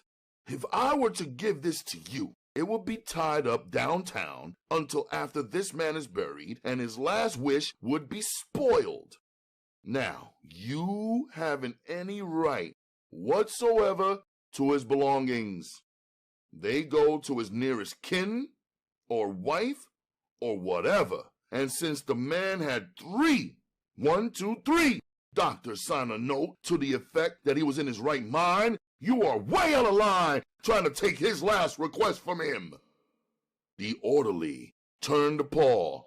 Nobody can force you to spend the money he left you to bury him, but I do hope you will see to it that he doesn't have to be buried by the city. He asked me to tell you this.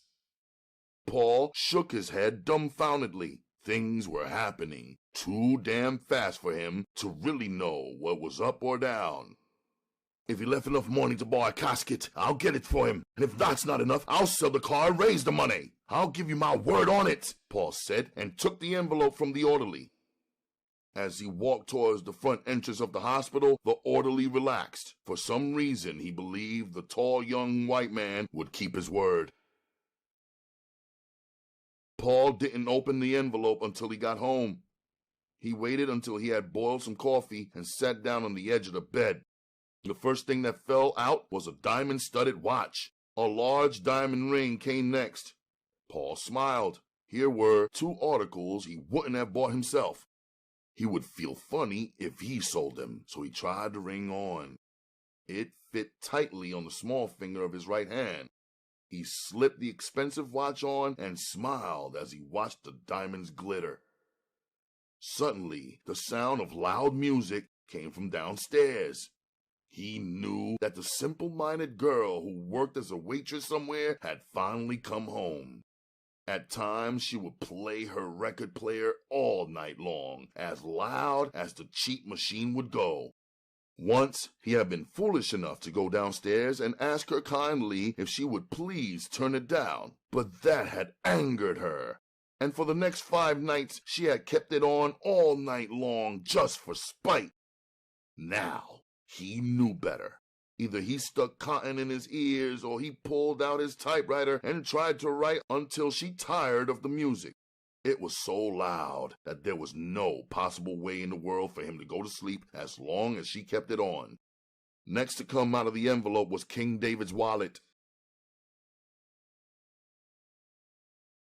Mike glanced over at his sister sharply. He had never been able to figure out why she disliked Moon so much. The man had never done anything to her, to his knowledge, but for some reason, whenever Moon's name was brought in, she became sarcastic. Even though she had spoken that way about Moon, Edna started the motor up without another word and drove off. She didn't have to go far before she found the pay telephone. She parked in front of it and cut the motor. As Mike jumped out, Blue let out a loud moan. His head fell over on the seat at an angle. Blood and pus ran out of the open wound. Edna turned her head away. If they didn't find help quick, Blue would be a dead man. That was one thing she was sure of. For the 1000th time, she cursed herself for being foolish enough to get involved with her brother in his stupid revenge. She had forgotten about King David years ago. What had happened should have been left alone. It had been their mother's fault for getting involved with a man like King David. Some traffic came past their parked car, and she scanned the automobiles closely, hoping that their luck would hold and a police car wouldn't cruise by. Edna was positive that someone had called in and given the description of their car to the police after she had sideswiped those other cars. Just the thought of her silly driving made her blush with shame. Edna considered herself an expert driver, so it was a blow to her pride that in her panic she had driven so badly when she should have been at her best. She had always prided herself on her control whenever things got bad. To be cool-headed in the clutches was something to be proud of. On the second ring, a man answered the telephone. Mike quickly asked for Moon after giving his name. In a matter of seconds, Moon was on the other telephone. Moon's voice was soft and full of confidence as he spoke. "Hey, Mike, how's tricks, my man?" Moon asked lightly. From his voice, it wasn't possible for the man on the other end of the line to know that Moon had been pacing the floor in a rage only moments before. He had gotten the news earlier about the hit on King David. He had even called the hospitals until he found which one the white man had taken King David to. He knew King David was dead. He also knew that the license number of the car Mike and Blue had used had been given to the police by an informer who had witnessed the whole damn thing from a window of the bar. What put oil on the fire and put Moon in a rage was that people always talked about things they didn't know about and came up with the wrong answers. The wrong answer that was bothering him was the fact that too many people knew Moon was supposed to have met King David, so they would figure Moon was responsible for the hit. Once it came out that Mike and Blue were responsible for the hit, nobody would believe that Moon didn't have anything to do with it. No matter how much he swore his innocence, people will still hold him to blame. And that wasn't the worst part of it. If Blue or Mike got busted, they could make a deal with the police just by mentioning Moon's name. The police will promise them all kinds of deals if they just involve the Big Mad. While all this was on Moon's mind, he never let a hint of it out to Mike. "Yeah, Mike, what can I do for you, guy?" Moon inquired easily. "Hey, Moon, I need your help, man. I know you told me I was on my own, but we ran into trouble," Mike said quickly. "Yeah, brother, you know you can depend on old Moon, you know that, right? What's the deal?" "We ran into a little trouble, Moon. Blue fucked around and got careless and got stabbed. He got stabbed in the motherfucking eye, and I don't know if he's gonna make it or not." Mike spoke quickly, then continued when there was no comment from the other end of the line. "He need a doctor bad, Moon. I mean, he really needs one real bad." "I wish the son of a bitch was dead," Moon thought coldly as he listened. But when he spoke, his words and voice didn't reveal his inner thoughts. "Okay, Mike, don't worry. Them things happen, baby, so just keep your cool." "I knew you wouldn't let me down, Moon. I just knew it, boss." "I don't never let down none of my boys, Mike, and you know you're one of my favorite men, so don't you worry. Old man Moon will take care of everything for you. Now listen, you must still be in the same car, right?" Moon didn't wait for an answer. "And Blue's too hurt to leave the ride and walk or catch a cab, right? So you're gonna have to take a chance on driving the car that you're in right now." "I don't think a ride is hot, Moon," Mike replied. "You wouldn't, you stupid bastard," Moon reflected as he listened to Mike before cutting the flow of words off. "Listen, Mike. Okay, maybe the car ain't hot, but just in case, where the hell are you?" He waited until Mike gave him their location. "Okay, fine. There's a parking garage on 110th Street just about 4 blocks from where you're at right now. So you and Blue get the fuck over there and pull inside the motherfucking garage and park in the back of the goddamn motherfucker. You got that? In the rear of the joint, okay? I'm gonna send some boys down there in another car to pick you guys up and get Blue over to a motherfucking doctor that I know of. So just be careful, Mike, and everything will work out alright. Oh yeah, did you pick up my money?" Mike felt his breast pocket. "Yeah, Moon. You know I take care of business. I got it right here in my pocket. Don't you worry about a damn thing." "Don't worry, huh? You stupid son of a bitch," Moon cursed to himself. "Okay then, we ain't got no problems. You just do like I said. Take it easy and drive slow. The boys will be right there, so do not get nervous. You hear me, Mike?" "Hey, Moon," Mike yelled before Moon could hang up. "Say, man, I got my kid sister with me, man. You think I better drop her off first before I get to the garage?" For the first time, Moon blew his cool. Hell no! You don't do no dumbass shit like that. The only fucking chance you got right now is having the broad along. If some cop cars should ride past and see her in the car, they might not harass you. But just you and Blue alone? Shit, man. Think it out for yourself, bruh. You say Blue's hurt, didn't you? Moon wiped the sweat off his brow, then picked up a pencil off the bar and began to write out an address as he continued to talk. You keep her with you, Mike. I'll have another guy come along just to drop her off, but she stays with you until the boys get there. You can even fake the people out in the garage by sitting in the car with a broad along. But 2 men? It makes people suspicious. Do you know what I mean? Yeah, I see what you mean, Moon, Mike replied quickly as he glanced out the pay booth at Edna in the car. He could see Blue lying out on the car seat. Even from where he was, Blue did not look good. Okay, then we done wasted enough time rapping, man. Let's get down to business, Moon ordered, then hung up. He turned on the 4 men standing around watching them.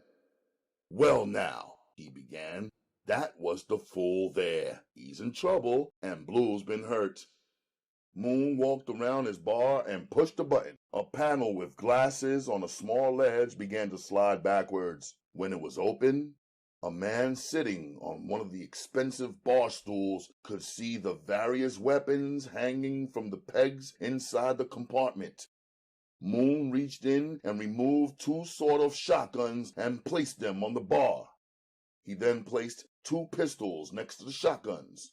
Now, I want all 4 of you guys to go along on this deal so that nothing can go wrong. Park in the rear of the garage.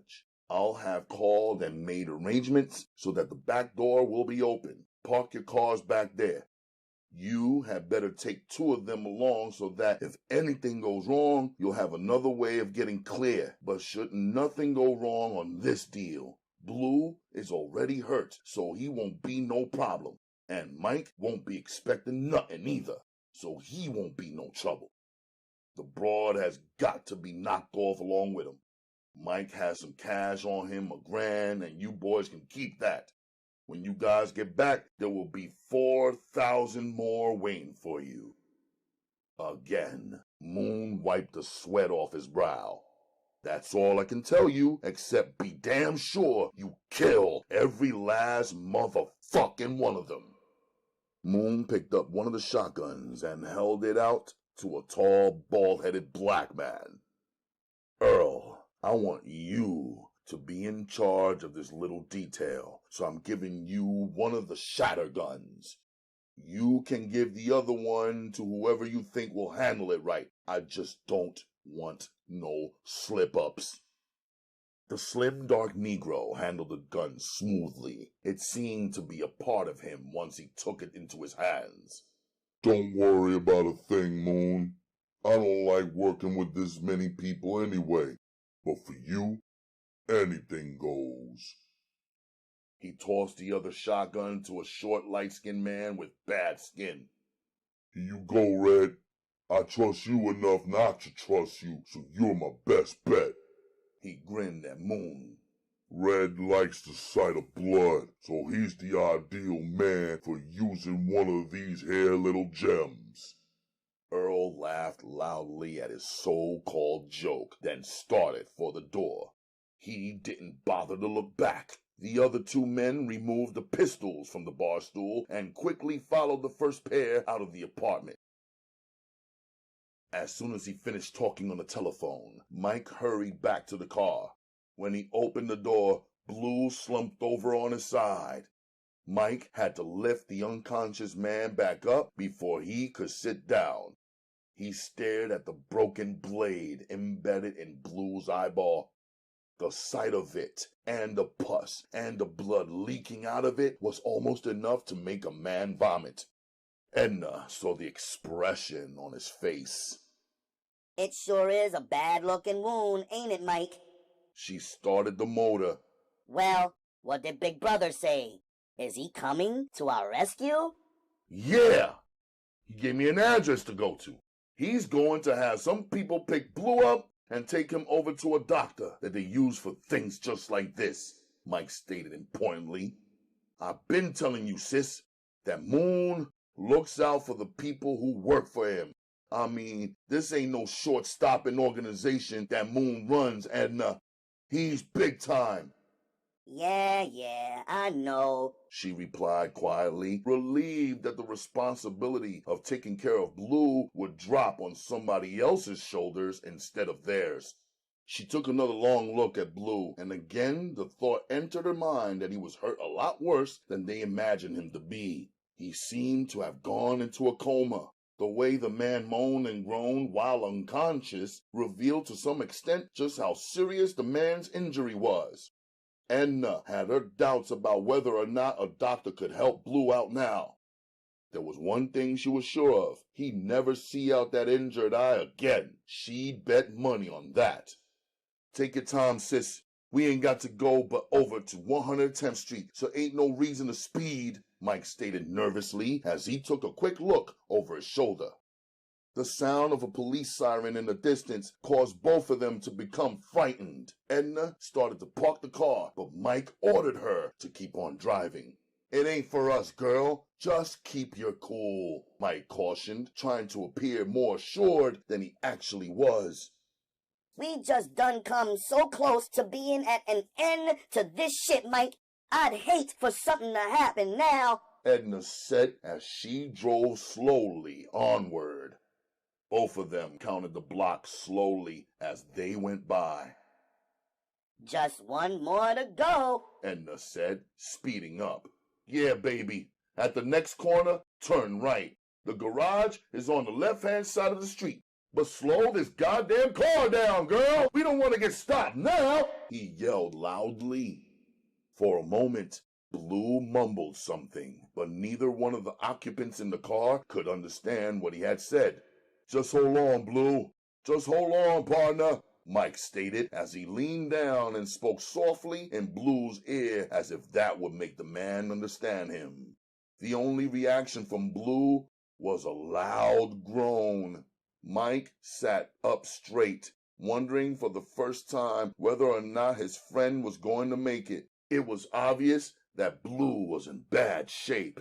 I don't know, Edna, Mike began. I ain't never seen nobody hurt like this before. I mean, I saw guys cut up, but never stabbed in the eye.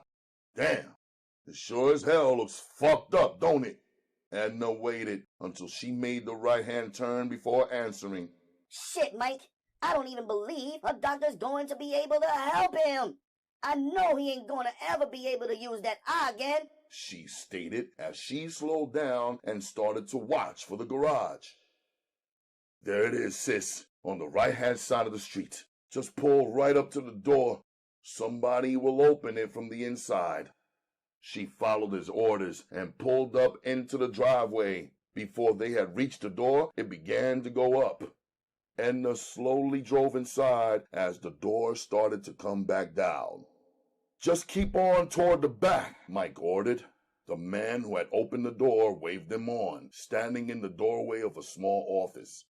As the car went past, he sat back down and made a move on the checkerboard that was on the desk. The other elderly man in the office had remained seated in an old wooden chair. He grinned as he moved his hand and picked up a checker and made a jump.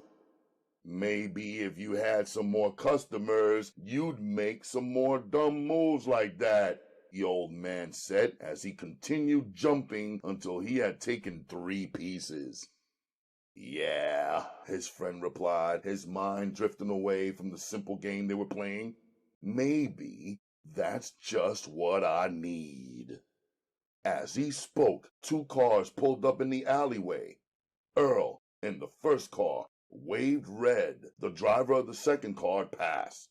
He searched for a good parking place and found one. He had been looking for some place where he wouldn't be blocked in.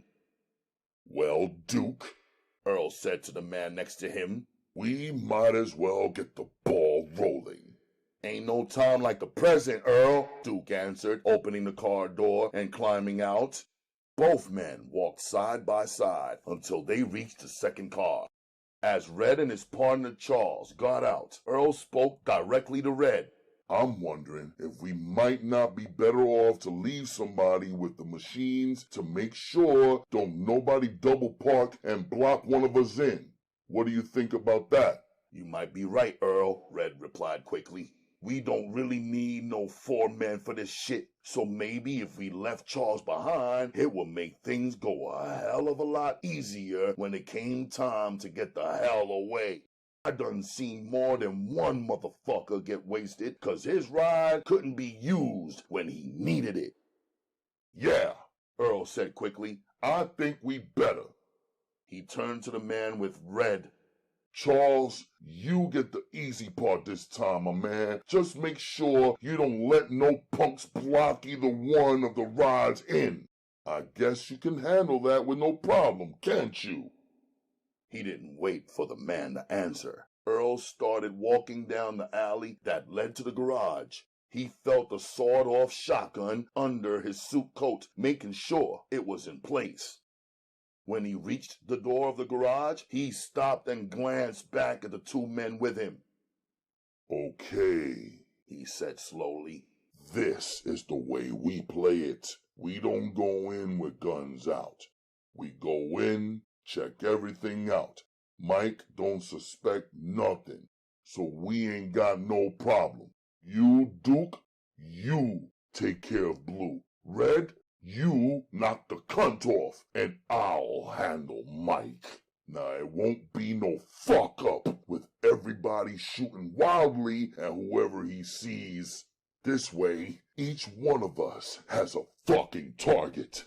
Be sure to put at least 2 good slugs into your goddamn target, 'cause Moon don't want no motherfucking mix-up on this one. Earl waited until both men had nodded their heads in agreement, then pushed open the back door of the garage. Chapter 7. After Paul got his coffee, he sat back on the bed and made himself comfortable as he opened the diary again. He noticed at once that it had been written in the first person, but after that, he forgot to read it with a critical eye for grammar or spelling because he became too interested in what he read. My plans have been made, so today should be my last day in New York. If everything goes right, I should be on my way on the evening flight to California. The only reason I'm delaying my departure is that today's Mother's Day, and I have 2 women who receive checks. There's also the chance of me ripping off Moon for a nice piece of heroin, and it's too good a chance to pass up. For the past 2 months, I've been setting Moon up for Justice Day, so it's been well planned. Well, today I've just went just fine so far. I met Moon up on 127th Street and got 2 pieces of dope from him. He expects the money later on in the day after I collect from the women he thinks I have in my make-believe stable. It took a while to get him to the point where he would trust me with so much dope, but since he knows I don't use, he ain't worried. Far be it, his pride is so big that he doesn't think a nigga would have the nerve to bum him, the dumbass fool. Yes, I wouldn't rip him off if I was planning on staying here, because I know his anger would be out of sight, but Moon ain't nothing but a Harlem hoodlum who would never have the resources to reach as far as the West Coast for someone who has ripped him off. Now that I got all the dope, all that's holding me back now is the mailman. I'm gonna go over to Vera's house now and get her check. After I promise to bring her a piece of dope back for it, she won't be any trouble either. Well, that didn't take long. I wasn't gone but an hour. Stupid bitch was waiting for me with the check. After taking her to get it cashed, then I would be back at her apartment in an hour. As I write this shit, I wonder if anybody would have ever read it and believed that people could be so fucking dumb. Since this morning, I've collected 3 pieces of heroin and a check for $220. Vera has 6 kids, and I do wonder how the dumb bitch is gonna make it without some kind of money. I was even tempted to leave her with $10 or $20, something she could have used to buy some food for the kids. But on second thought, I realized that if I left her with $20, she wouldn't have bought shit. She wouldn't have bought shit for her kids. Hell no. The bitch would have bought some dope to take care of that monkey she got on her back. God damn. But did I have trouble collecting that check from Edna? She didn't want to give me none of it. Told me she had to buy clothes for her children and some other bullshit. Had to kick the shit out of her, plus hit that punk-ass son of hers with a motherfucking bottle. What was his name? Mike? Yeah, I think that's what it is. Had to knock 2 of his front teeth out with a Coke bottle before I could get out of their flat with the money. The old bitch fought like hell for a few dollars, even though she's been giving me part of her check for the last 3 months. Well, that just goes to show you can never figure a cunt out. Here she was, the only one I figured I wouldn't have any trouble with. Just promised her I'll bring her back the money in a day or 2, but she wouldn't buy no part of it. Sorry about the trouble, but I'm not taking any chances. Leaving for the airport right now. You can never tell. The bitch might even go to the police. That's all I need right now, a fucking case with the police. If things go well, my next entry in this diary will be from California. Paul laid the diary down and took a sip from his coffee. He shook his head in wonderment. The sounds coming from the downstairs apartment didn't even disturb him as he picked up the diary and continued to read. Arrived in California at 8 o'clock at night. Didn't know a person in Los Angeles, so I just told the cab driver at the airport to take me to a good motel in Hollywood. He dropped me off in front of the Golden Eagle Motel on Wilcox Avenue. After checking in, I counted my bankroll. I had over $700 in my raise, so I didn't have to worry about the rent for a while. Paul read the next page in surprise, then sat the diary down. He stared at the wall for a second, then reread the next page again. That's it! He exclaimed, his voice sounding loud in the empty apartment. The poor son of a bitch was really trying to write a book. Now I wonder just how much of this shit here is real and how much of this shit is an overworked imagination. Paul studied the handwriting before him. Maybe the guy was really planning on trying to sell this shit to some publisher, Paul reflected.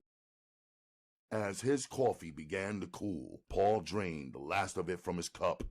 He picked the diary up and continued from where he had left off.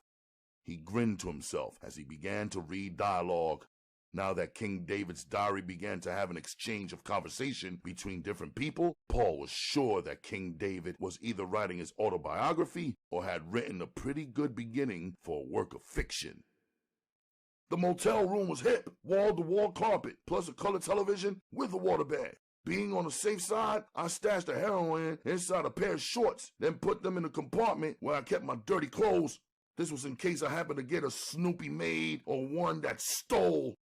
In any case, didn't think she would bother looking inside my dirty laundry bag. Damn! Been laying out in a lawn chair near the pool. This is something a poor black-ass nigga like me ain't used to. And the friendliness of these white chicks out here is unbelievable. If the studs back in the Big Apple only knew how friendly these little white broads are out here, it would be a black tidal wave because of so many black motherfuckers leaving and heading for the sunny shores of Los Angeles. Got to be dressed now. I made a date with a cute blonde I met at the pool. Dinner, then a few drinks at some club she says is mellow. Janet took me to Club 21 near Hollywood and Vine. The inside of the nightclub was something out of a movie. I mean, it's gonna take some getting used to after them crummy joints I've been used to hanging out in back home. Janet is something to write home about herself. Blonde, with a shape like a brick shithouse. I ain't never spoke to a white girl that looks this good before, let alone take one out. I think I could have laid the bitch after we got back from clubbing, but I ain't want to rush shit or give her the idea that the only thing I wanted for her was a piece of ass. I also found out her weakness. This fine-ass little bitch likes coke. Well, if she likes coke, I think I got just the thing for her. She also hinted that most of the crowd she ran around with snorted coke. If that's the case, this will just be the break I need to get rid of the heroin I got. I don't think none of the Peckerwoods know the difference between girl or boy, so I'm gonna sell them heroin for cocaine if it looks right. The first time I get a chance, I think I'll slip her some boy and see if she knows the difference. If she doesn't, baby, it will be smooth sailing for me. Ain't got but a minute, so I'll just jot this down. Janet is taking me shopping so that I could pick up a bathing suit. Can you dig my black ass, a country boy, laying out next to the swimming pool beside all that fine white trim? It's hard to believe, but true. Gotta go. She just called.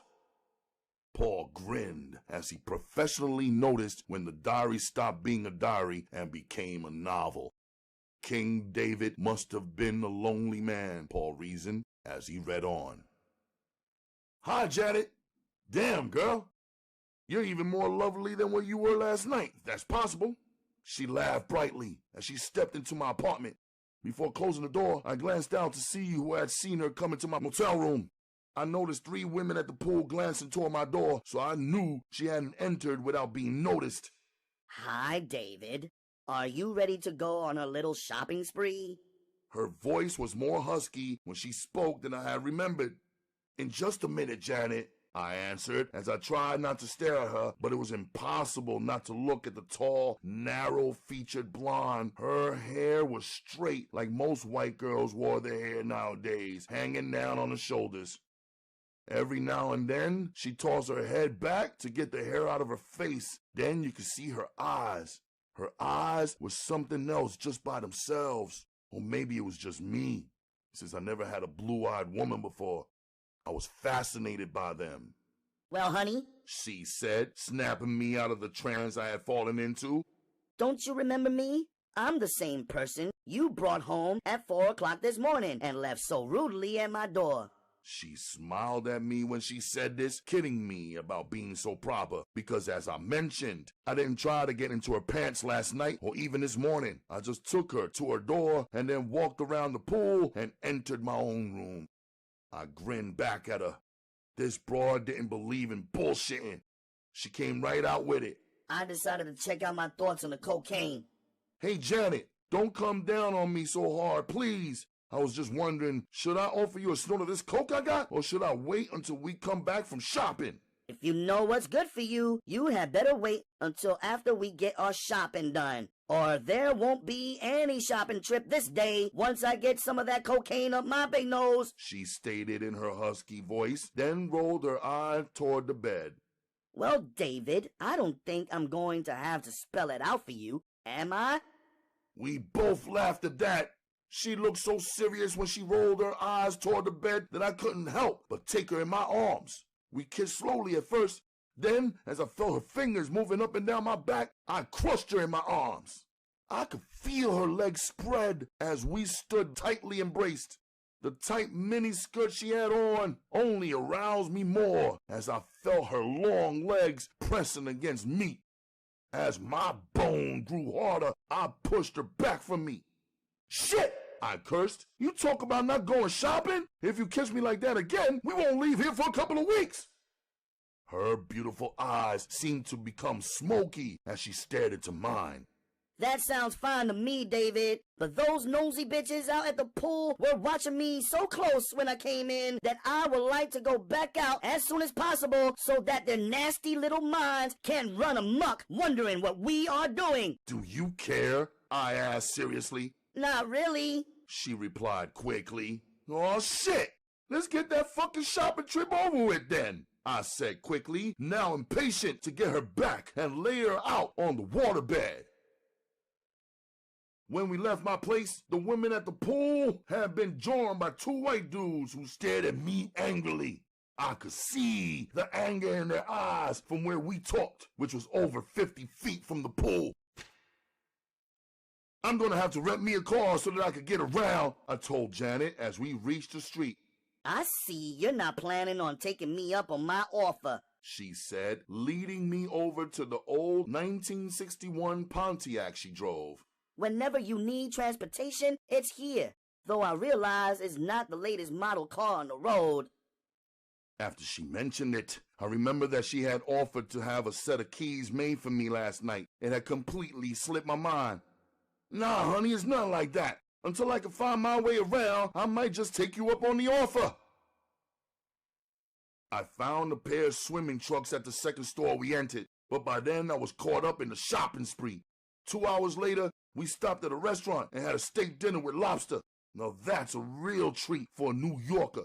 Imagine having lobster with steak for less than $5. Last, we both ordered Jell-O, which none of us had room for, but it was such a wonderful afternoon that neither one of us wanted to bring it to a close. From what I'm writing here, you might get the impression that I was falling in love. Well, there wasn't no corny shit like that happening. It was just the newness of everything. Here I hadn't been in California 3 days, yet I had damn near caught me a white girl that looked like a movie star. Oh yeah, by the way, if I haven't mentioned it, I will now. Janet worked on a television show, can you dig it? The bitch had got a job on TV. We hadn't gotten around to rapping on what kind of bread she made. She mentioned the fact to me that she worked on a program that came on once a week. I kind of faked her out when she mentioned it, you know, so what, big deal, and all of that shit like it was nothing. While all the time I was creaming in my motherfucking pants. The bitch had to make fair paper, no matter how small a part she had on the program. Janet didn't drink, so I didn't really need any oil, but I picked up a pint of gin anyway, just so that I would have it around the pad. Next, we went over to a friend of hers, and she ran in and bought, or they gave her, a bag of reefer. Oh, shit! She cried as we drove back to the motel. I haven't got any papers, David. She took her eyes off her driving and glanced at me. God damn! I exploded as she nearly ran into an oncoming car. Don't get us killed over it. Just stop at the first drugstore you see, Janet, and I'll run in and pick up some papers. I have to make a note of this, since I'm from Harlem. Back east, they don't really have drugstores out here like we do back home. Mostly, it's whiskey stores, unless you go to one of the large chain store drugstores, yet it seems to work out okay. We arrived at the motel and quickly got in the fucking bed. Ain't no sense in me writing all that went down, cause then whoever ends up reading this will think I was some kind of nut. What needs to be stated is the way she flipped over the heroin. Since it was China white, she couldn't tell the goddamn difference. In a matter of minutes, her head dropped on her beautiful tits and she was in a dope fiend's nod. Then I watched her closely as she lifted her head and said, Damn, Dave. This sure is some strong coke, honey. Maybe you should try cutting it more. I had to fight back the laughter that came to my lips. It was going as sweet as I could possibly hope for it to go. The dirty son of a bitch, Paul mumbled as he continued to read the diary. A loud disturbance in the hallway caused Paul to get up from his bed and open the door of his room. He watched the homosexual who stayed next door to him perform his weekly show. The sissy was completely naked except for a large butcher knife he held in his right hand. He was cursing at a tall, dark-skinned man who Paul recognized as the homo's steady boyfriend. The tall, dark young man was drunk, but not too drunk not to know the sissy had a knife. As the homosexual's voice began to rise shrilly, Paul closed the door. He had seen this act too many times in the past. He knew that eventually the sissy would stop waving a knife or manage to run the tall man back into their small room. After that, there will be the sounds of sex coming through the walls, with the sissy screaming at the top of his voice in joy. What a fucking world, Paul whispered as he went back to the bed and picked up the diary again. For a minute, he was tempted to put it down and go to sleep, but for some reason, King David's poor attempt to really write a novel instead of a diary drew him to it. Somewhere in the back of his mind was the thought that it wouldn't take much to really put it in shape, not for him anyway. If it remained interesting, he just might make a complete book out of it. Of course it would take some work, but a man didn't stumble over a good story every day. And from what he had read so far, it might just appeal to some sections of the public. It's been over a week now since I've been giving Janet heroin for cocaine. She still doesn't know the difference. In fact, she has brought me another customer, a young white boy who's supposed to be some kind of director or something out of the studio where she works. At first, I was kind of leery of selling to him, but it worked like a motherfucking charm. His name is Charles Bennett. A tall, long-haired bastard with a narrow face. He is just as dumb as Janet when it came to dope. I sold him heroin for coke and all is well. So far, they haven't found out the difference. And by the time they do, I'll be out of the stuff. Running out of dope? I'm shopping around trying to find a connection. Everybody out here says the Mexicans have the best dope, but since I don't speak Spanish, it's hard to make a connect. That's the only thing that's holding me back. If I could restock my supply of heroin, I might fuck around and get rich off these silly-ass peckerwoods. Ran into a nigga up in Hollywood last night. I know he uses stuff, so I'm afraid to put my own money in his hand. He says he could cop me some raw stuff. That's what they call pure dope out here. It's supposed to be uncut dope, means you might be able to step on it 2 or 3 times if you were lucky. But the way I see it, if I could find some good drugs and just step on it 1 time and it still be good, I'll clean up, selling it to my white customers for coke. I'm going to meet the nigga at Club 21 this afternoon. Got to get dressed now so that I can take Janet to work. I'll need to use her raggedy-ass car the rest of the day. Just the thought of Janet reminds me the bitch is strung out just about as far as a bitch can get without really knowing it. I think she is beginning to realize it. She was sick yesterday morning. Had to have some dope. Since she only snorts the stuff, it takes a hell of a lot of it to get her straightened out. Oh well, she has helped me out quite a bit, bringing me new customers and shit like that. So I don't mind giving the bitch credit whenever she asks for it. But my bag is getting damn near empty. If I should run out of the stuff, the 4 honkies I got copping from me will realize that they are strung out, because every fucking one of them will end up sick as hell if I don't see to it that they get some drugs each and every day. Well, that problem is over now. I took the brother out to Watts. God damn, but it's a fucking ghetto out there. It looks like something out of Mississippi.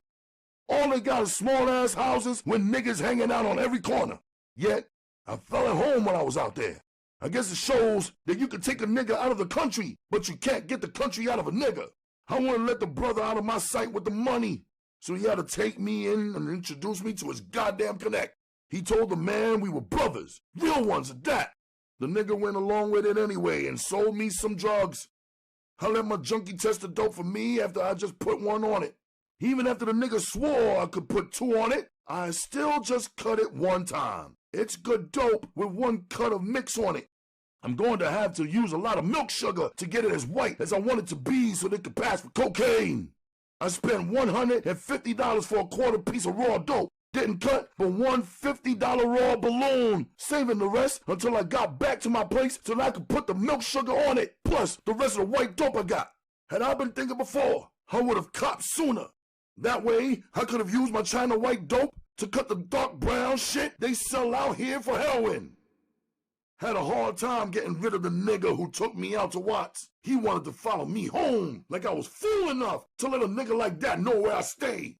I had to threaten to put my foot in his ass if he didn't get the fuck out the car when I got back to Hollywood.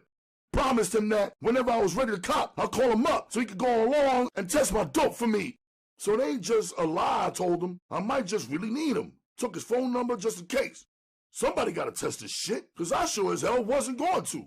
I got to respect King Heroin. Seen it not too many boss players on their ass for me to ever make the mistake and put the needle in my arm even 1 time. As the dope fiends say, once is too many, 1,000 times is not enough, and I believe them. They should know heroin's to be sold, not used. Well, happy days are here. Just gave Janet a free sample of my new shit. This ignorant bitch loved the shit out of it. Just goes to show you, people love that witch they can't control. Anyway, I fixed up 8 $25 balloons for Janet to take along with her to work. She sold at least $200 worth of dope a day at the studio for me. It was one hell of a setup I had going. String out half the honkies that work on a daily television show. Sometimes I watch the show and try to figure out which one of the white actors are junkies. I know there are at least 4 of them. The sight of them tickles the shit out of me because I know I could bring their little playhouse crumbling down around their fucking heads whenever I feel like pulling the string. Paul closed the diary slowly, shaking his head. What kind of son of a bitch was King David, he wondered, as he stretched out on the bed and trying to find some sleep. But sleep didn't come quickly. The words in the diary kept coming back to him, and he realized he wanted to know why King David was killed.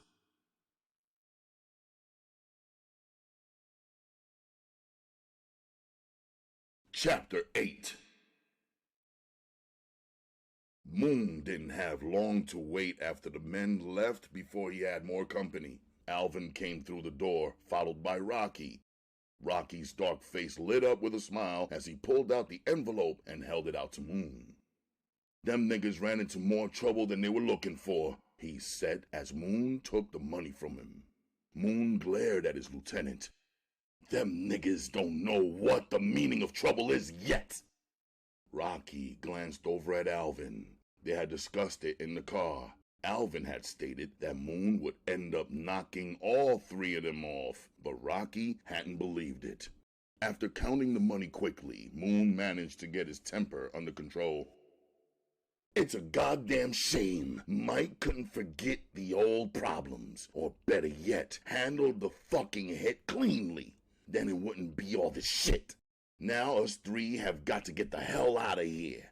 I want some kind of alibi in case something should happen this evening and people get to wondering where the fuck was old Moon. So I reckon you boys better have a good alibi too." Moon glanced at his two men, then put the clincher on it. "I don't really need one, but you boys might just need one. So I'm gonna take you out on the town." He laughed loudly. "I don't reckon we'll need any hardware on us, just in case some of them fucking detectives try playing at being police officers tonight. We won't give them the chance to make no cases on us." Moon laughed again loudly, then reached out and patted Rocky on the back. Both men walked over to the bar, taking the pistols with them. Alvin went behind the bar and opened the panel. He shoved both guns in, then came back around the bar. Moon grinned at him like a happy father. "Good. Now let's ride over to Sonny Wilson's joint. There should be some fine brown-skinned broads laying around doing nothing who would just love our company." Moon led the way toward the door. Before Moon could reach the door, Alvin ran around him to open it. Alvin held the door open until Rocky and Moon had gone through. They took the elevator downstairs. Once outside, Alvin again held the door open. This time, it was the door of Moon's private limousine. The large luxury automobile was designed in such a way that only a chauffeur looked right driving it. As Moon settled himself comfortably in the back seat, Alvin got in the front on the passenger side, and Rocky took over as chauffeur. The big motor started up quickly, purring the way only an expensive car motor can. As Rocky pulled away from the curb, Moon reached over and opened up the small refrigerator bar in the back of his car. He quickly mixed himself a shot of scotch on the rocks. He tossed it off and fixed another one quickly. This one he took his time with, settling back against the leather and enjoying the ride. As they went down the darkened ghetto streets, people out walking glanced curiously at the expensive car that passed them by. Their destination was down in Harlem. Rocky drove through the light traffic expertly, weaving the long automobile in and out of the traffic. In a few minutes, he pulled up in front of a nightclub that had seen better days. Alvin got out of the car first. He didn't like the idea of being weaponless, but Moon was the boss. He glanced up and down the street closely before stepping to the back door and opening it for Moon. The few idle strollers walking past didn't slow down to look. One glance at the passengers in the car was enough for them. In Harlem, you didn't see expensive cars like the long black one at the curb unless it was loaded with gangsters. Rich white people didn't dare venture into that part of the black ghetto at night, so the only other persons able to afford such autos were the crooks and the politicians, who were just as crooked as the gangsters. As Alvin held the rear door open, Moon climbed out of the back seat. He moved the way most fat men moved, slowly and ponderously. His heavy belly shook as he straightened up and glanced around. 5 young teenagers stopped and watched the big dope man as he made his way across the sidewalk and into the nightclub. It would be something for them to talk about the next day. It wasn't every day that they got a chance to see the biggest dealer in the district. They watched the way Moon's two lieutenants handled themselves, opening the doors in front of him and searching the surroundings for danger. There was no pretense. The two gunmen were extra serious because they didn't have any guns on them. The thought of danger leaping out at them was always present. It would be a good time for a rival dealer to get Moon out of the way. The inside of the club was dark. A light-complexioned woman hurried over and met them at the door. She smiled brightly, revealing marvelous teeth. Why, Mr. Moon, what a wonderful surprise. Why didn't you call? We could have saved your favorite table for you. Moon grinned at her. Thanks, Brenda, but it's not necessary. We didn't even know we were going to drop by tonight. We were on this side of town, so I decided to stop by and hear your latest singer. I heard she's real good. Moon peered down at the low-cut gown she wore. Her luscious breasts seemed about to pop out of the tight-fitting dress.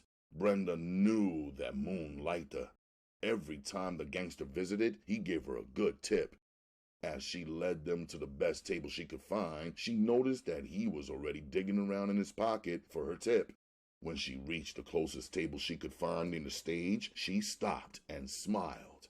I'm sorry, sir, but if I'd only known, I would have kept you a better one open all night. She made the statement only to ensure a larger tip.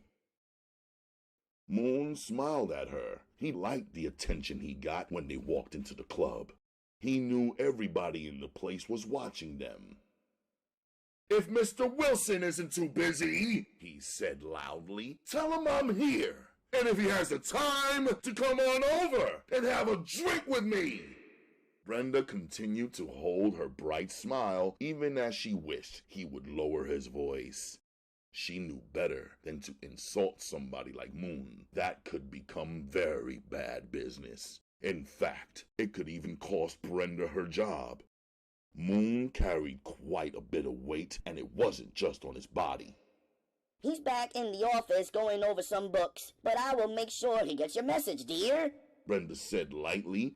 She took the $20 bill out of his hand as he held it out to her. Moon settled down in his chair with his broad back against the nearby wall. All three of the men kept their eyes on Brenda's large ass as she made her way through the tables.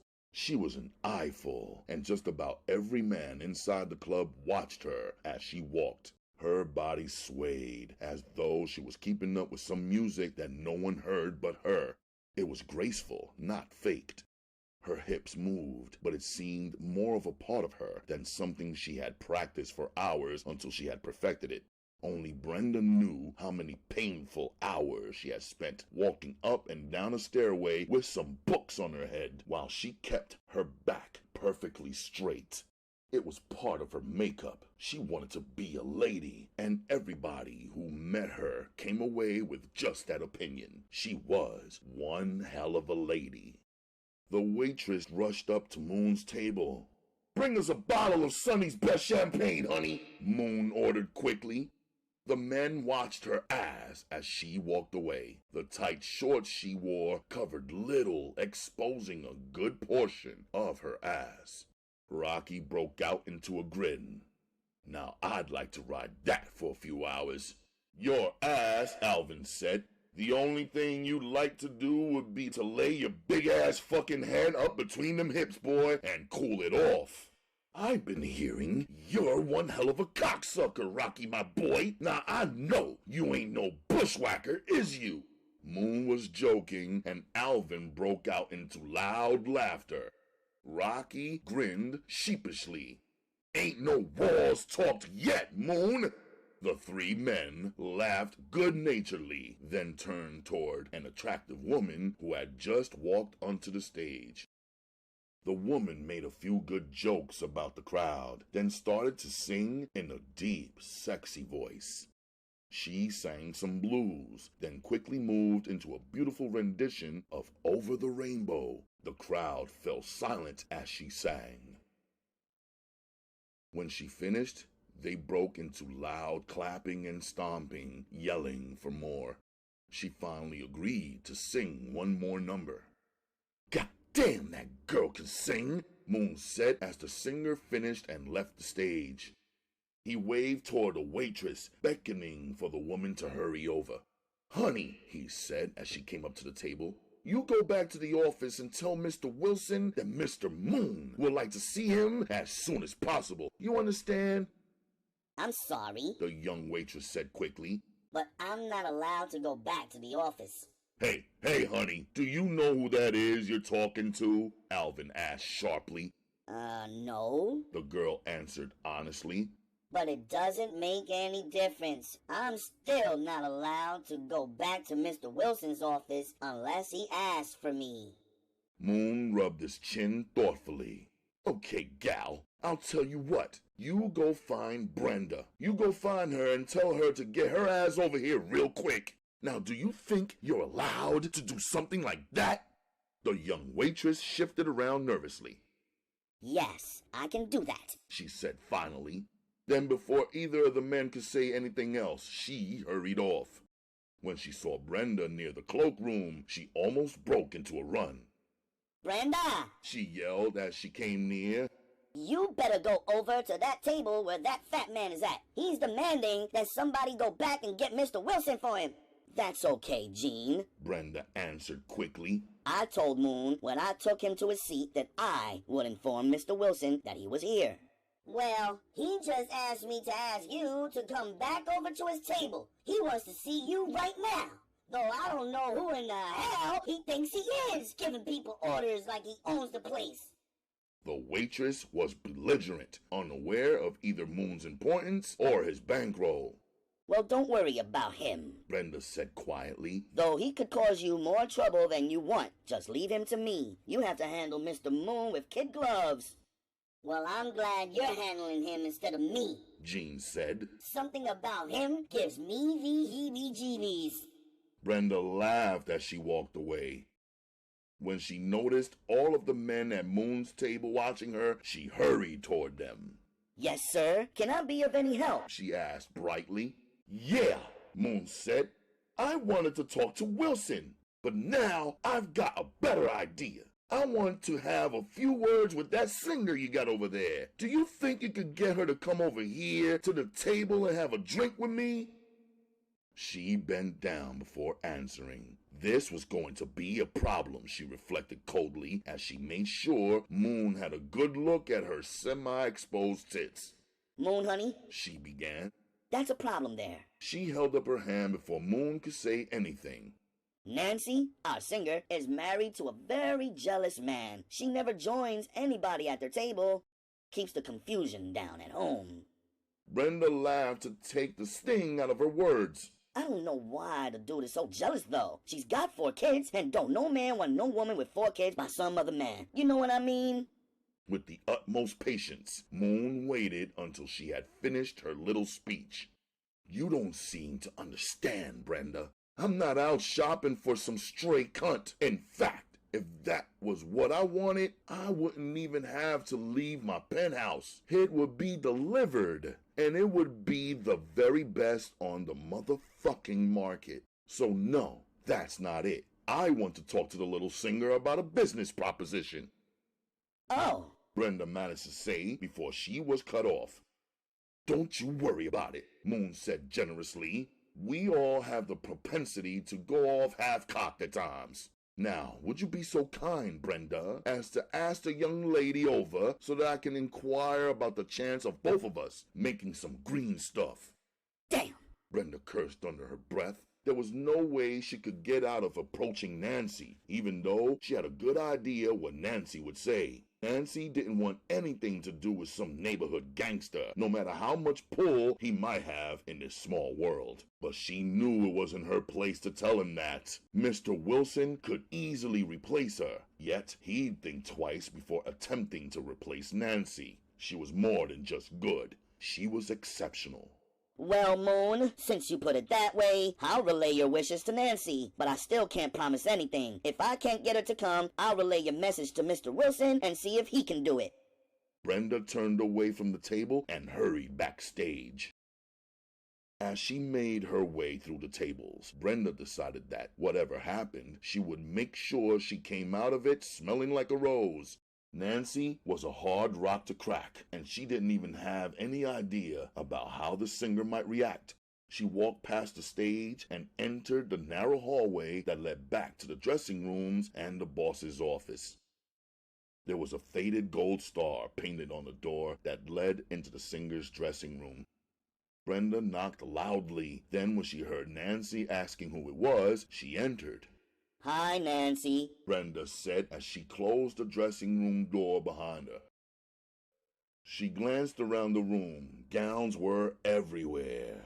Brenda was a constant visitor backstage, so Nancy just smiled when she saw who it was. The two women sometimes rode home together because Nancy didn't have a car. Hi, Brenda. What brings you back this way? Searching for a good drink? Nancy pointed to a pint of whiskey sitting on the dresser. Help yourself. Ain't no fucking ice, though. I can't get one of these lazy-ass bitches to bring me some back here. Nah, sugar, Brenda said quickly. I got an issue, honey. What's that? Nancy inquired good-naturedly. Shit. Brenda said, pushing some clothes off a chair onto the floor and flopping down into the chair. Have a seat, Nancy said sarcastically as she saw her dresses shoved so coldly onto the floor. If Brenda hadn't pushed them onto the floor, Nancy would have done the same thing. To see someone else push her dresses on the floor kind of rubbed her the wrong way, though. My, aren't we in a good temper tonight? Brenda said as she crossed her legs and lit a cigarette. For a moment, the two women stared at each other. Then Nancy reached over and poured herself a drink. Brenda watched as the brown-skinned singer drained the whiskey straight, then poured another. Without all the makeup, Brenda could see the lines in Nancy's face. She knew that she was not a young woman any longer. Nancy was in her late 30s, and the heavy drinking showed. There were bags under her eyes from too many late hours and too much whiskey. What's worrying you, Brenda? Nancy asked in a mellow voice. Brenda let out a sigh. The best way to get to the solution of her problem would be with the truth. Any other way would be a waste of time. Nancy, I got a fucking problem, and it concerns you, Brenda said, glancing around for somewhere to knock her ashes and finding a crowded ashtray on the edge of the trunk. The two women became silent while they eyed each other. Well, Nancy said, you're going to have to explain that a little more clearly, Brenda, 'cause I sure as hell don't know where you're coming from. Clenching her jaw, Brenda blurted out the truth. Nancy, I got a petty gangster outside sitting at ringside. I guess you know him. Moon, the big dope man from uptown. Brenda spread out her hands, then cut Nancy off with a wave and continued. He heard you sing, and now he wants me to get you to join him at his table. The hell he do? Nancy yelled. You know I don't sit at no bastard's table, Brenda. I know, Brenda answered quickly. I told the motherfucker just that, Nancy. But you know how these neighborhood gangsters are. They got so much pride and think everybody should jump when they speak 'cause they have a pocket full of money. He don't want to talk no bullshit with you, though. He says to tell you he can help you cut a record. Yeah, I just bet he can, Nancy said quickly. Nah, honey, it ain't no bullshit, Brenda said. If Moon says he can do it, he can. He's not trying to hit on you either. I give you my word on that. He says to let you know that it's strictly money he's interested in, nothing else. And you believe this creep? Nancy asked, her curiosity rising. Oh yeah, it's no doubt about that part of it. I just figured you might not want to be involved with no fucking gangster. Moon's big. I mean real big, Nancy. Cutting a record shouldn't and couldn't be no problem. Nancy stood up and tossed the whiskey off. Shit, I don't give a damn if it's the devil himself. If he can help me get a few motherfucking numbers out, sure I'll talk to him. Hell, he can't be worse than them fucking honkies uptown who want to take all the money. Sure, kid, don't worry about it. Let's go out and see what this Big Daddy really has to say. Brenda was surprised, but she wouldn't show it. She stood up quickly and led the way out, wondering how easy it was to go through life thinking you knew somebody, then finding out you don't really know a goddamn thing about him. She would have bet money that Nancy wouldn't want anything to do with a hoodlum, yet here she was, actually in a hurry to get out and meet a gangster who might be able to help her. Chapter 9. As the trio sat in the garage waiting for Moon's men to show up and take Blue to the doctor, Blue began to moan loudly. Maybe it would be better if you got some cold water and washed his face, Edna said worriedly, staring at the hurt man. Damn, Mike, he don't look like he's gonna live if you ask me. I don't remember anybody asking you shit, Mike stated coldly, but even as he said the words, he opened the car door and got out.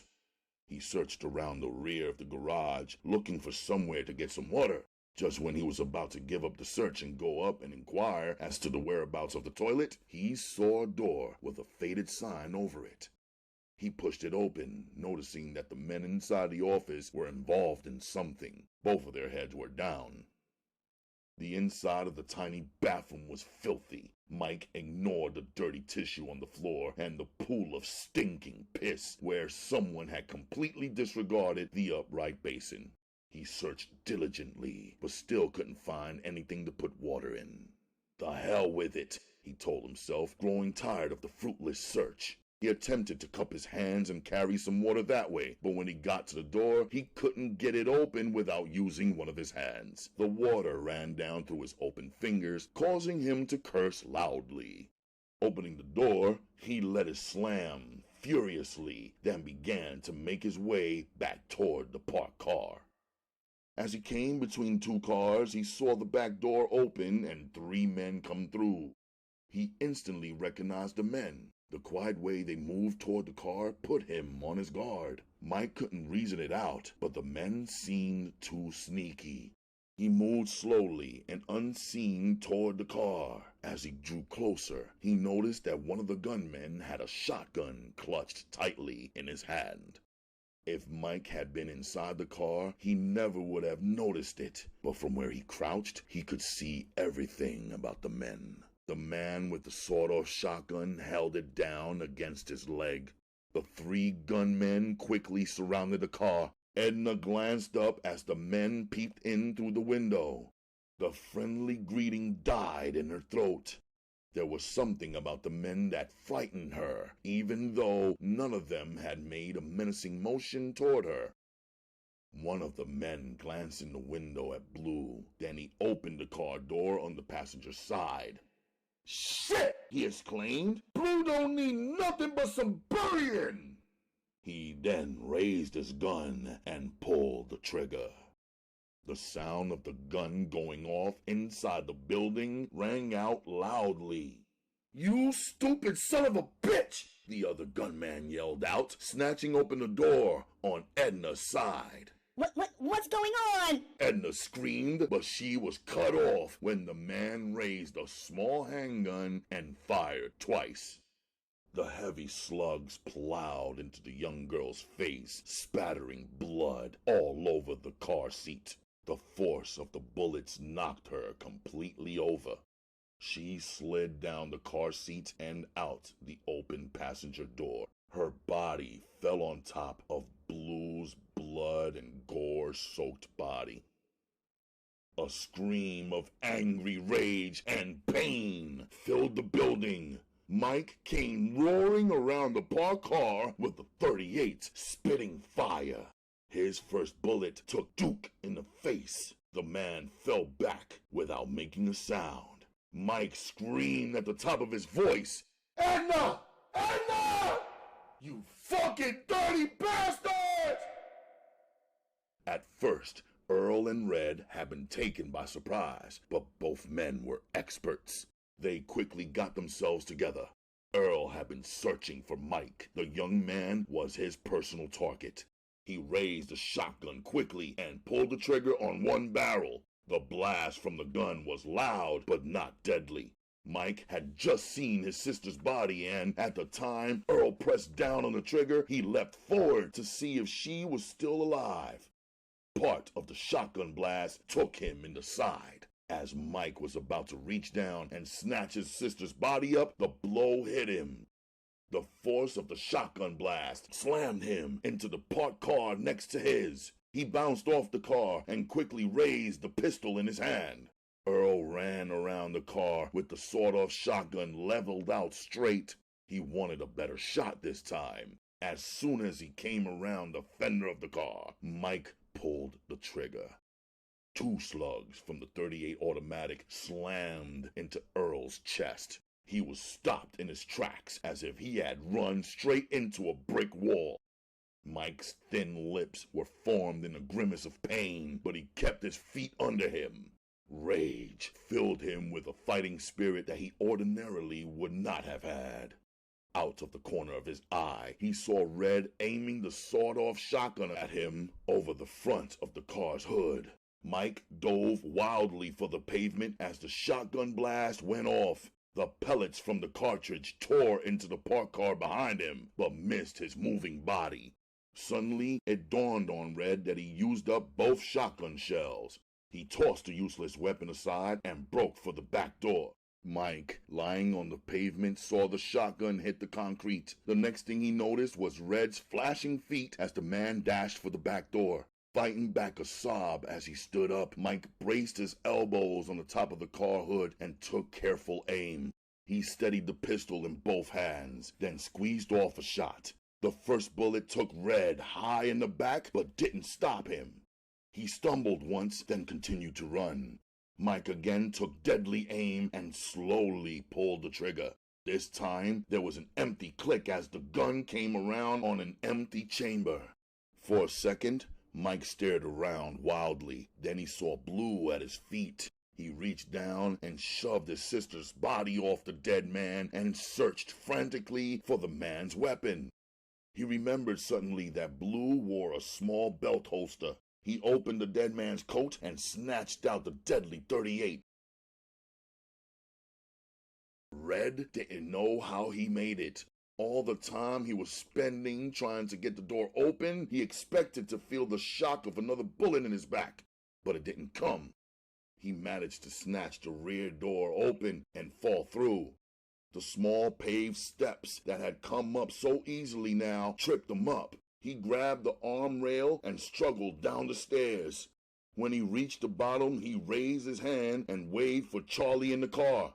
He knew he was hit, and hit bad. He couldn't control his feet. His mind was still functioning. If he could only make the car, everything would be all right. Mike ran for the rear door. He glanced over his shoulder once and thought he saw people at the front of the garage staring back at him, but he couldn't be sure. The pain in his shoulder didn't bother him too much. When he thought of his sister lying there with blood and gore all over, the pain disappeared altogether. He had trouble getting the back door open, but he managed to finally wrench it. The pain from his wound made him hesitate before he staggered to the steps to look for his wounded prey. Red had managed to get away from the rear of the building, yet he still hadn't been able to get the driver of the car to see him. It was too dark in the alley for a person to see more than a few feet in front of him. For the moment, that helped save Red's life because Mike couldn't see him in the darkness. As Red stumbled along, he fell into the nearby wall of another building. As he bounced back, he knocked over 2 garbage cans. The sounds of the cans falling over did more for Mike than anything else. He couldn't quite make out Red in the darkness, but he had an idea where he was. The sound of Red's breathing came to him suddenly, and he knew the man couldn't be too far ahead of him. Mike forced himself down the short steps and ran in the direction of the noise. As he stumbled along trying to run, the sound of his feet put fear in Red's heart. Now that Red could hear Mike behind him, he tossed all caution to the wind. "Charlie! Charlie!" he screamed in a shrill voice, trying to run. "God damn it, Charlie! Help me!" The sound of the terrified man helped Mike out. He knew now that the one he sought couldn't be far ahead. Also, he became aware of the fact that there was another man. Mike shifted the .38 in his hand and continued on, staring intently into the darkness ahead of him. Suddenly, he saw something. He raised the gun and fired. "Oh my God!" Red screamed. The bullets buzzed past his frightened head. The sound of the gunshots caused Charles to snap to attention. He cut on the headlights of the car and instantly illuminated Red stumbling through the darkness. "God damn!" Charles cursed under his breath. "I thought this was supposed to be a cakewalk!" He started the car up quickly to go after Red. Charles shifted the car into gear and drove toward the running figure. In his fear, Red didn't know which side of the car to run to. He staggered up to the driver's side. Charles cursed. "Damn it! God damn it, Red! How the fuck are you supposed to get in?" He jumped from behind the steering wheel so that Red could finally get into the car. But Red never made it. From out of the darkness, another figure appeared. "I cannot let these bastards get away," Mike told himself as he stared through the blackness and finally saw the parked car. He pulled himself up from the stumbling run he had been in. As the driver jumped out of the car to let Red in, Mike took careful aim. His first shot struck Charles in the shoulder, spinning the man around. Charles cursed loudly. "Yo, Red, I'm hit!" he yelled as he fumbled for his gun. Red let out a scream of pure panic and started to run past the car.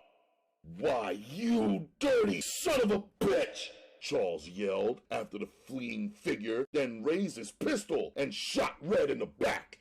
This time, the blow struck Red between the shoulder blades and knocked him completely off his feet. As he fell onto his face in the alley, the gun battle continued.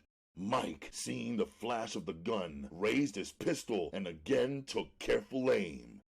This time, the bullet struck Charles in the left arm again, spinning him around. Charles cursed, but managed to stay on his feet. He ripped off 2 quick shots into the darkness, not sure of where his enemy was. Again, the gun flashes revealed Charles' whereabouts to the hunter. Mike fired twice more as he advanced on the wounded man. He heard the man grunt, then the sound of a body hitting the ground. He stalked slowly toward the car. He came around the front of it and made his way to the rear, where he found Charles's body. The man was stretched out on his back, with his pistol still in his hand. Mike bent down and removed the gun from Charles's hand. His own pain was so sharp that he had trouble straightening up. He leaned against the car until he got control of himself, then staggered to the open door of the car. Red could feel the life draining out of his body as he started to crawl. He needed a doctor badly if he was to retain any hope of making it. The pain in his back was so bad that he didn't think he would be able to make it, but he had to try. The smell of the garbage came to him, and he closed his eyes and prayed for the strength to make it. Somebody had to have heard the sounds of the shootout, so help would be coming. All he had to do was hold on until that help came. God, he prayed. He didn't want to die alone in the alley. "Don't let me go like this, Lord, please." The sound of the racing car engine came to him, and for a moment he thought that Charles was coming to get him. Red tried to call out to Charles as the car backed toward him. "Here, Charlie!" he yelled, but his voice was barely a whisper. He twisted his neck around and tried to see. The last thing he saw was the rear end of the automobile bearing down on him. His scream wasn't even heard by the man driving the car. Mike felt a bump as he backed over Red, but couldn't figure out what he had hit until his lights picked up the dead man. When he saw the body, Mike shifted the car gears and drove straight back over the body and then backed up once more. People standing at the mouth of the alley saw everything that happened from the weak street lamp that stood a few feet away. As the car came backing out of the alley, they scattered like birds in the field at the approach of a hunter. Hunched over the steering wheel, Mike fought off the pain. He merely wanted to exist now for vengeance. Pain meant nothing, he told himself over and over again. Whenever he began to feel weak, he saw the image of Edna lying bloody on the garage floor. It was more than enough to chase the pain away. The thought of the man who had sent the killers became a malignant growth inside of him. There had been no reason for it, he told himself. Then Mike started to remember their conversation, and he realized that Moon had been planning on killing them all the time, and all the while he was on that phone talking to him. That was the reason he had asked Mike to make sure Edna stayed there until they arrived. Even then, he had been planning the death of his kid sister. When the thought flashed through Mike's mind, he had to fight off the enveloping reddish haze of madness. He struggled to control himself so that he could drive the car. Mike realized suddenly that he had just run a red light. That wouldn't do, he warned himself. He couldn't stand to be stopped before he finished this night's work. No matter what happened, he'd have to reach Moon's place. Somehow, he managed to reach his destination without being stopped. He parked the car down the street, away from the streetlight. The neighborhood he was now in was above average. He was on Park Avenue, and most of the apartment buildings had well-lighted entrances.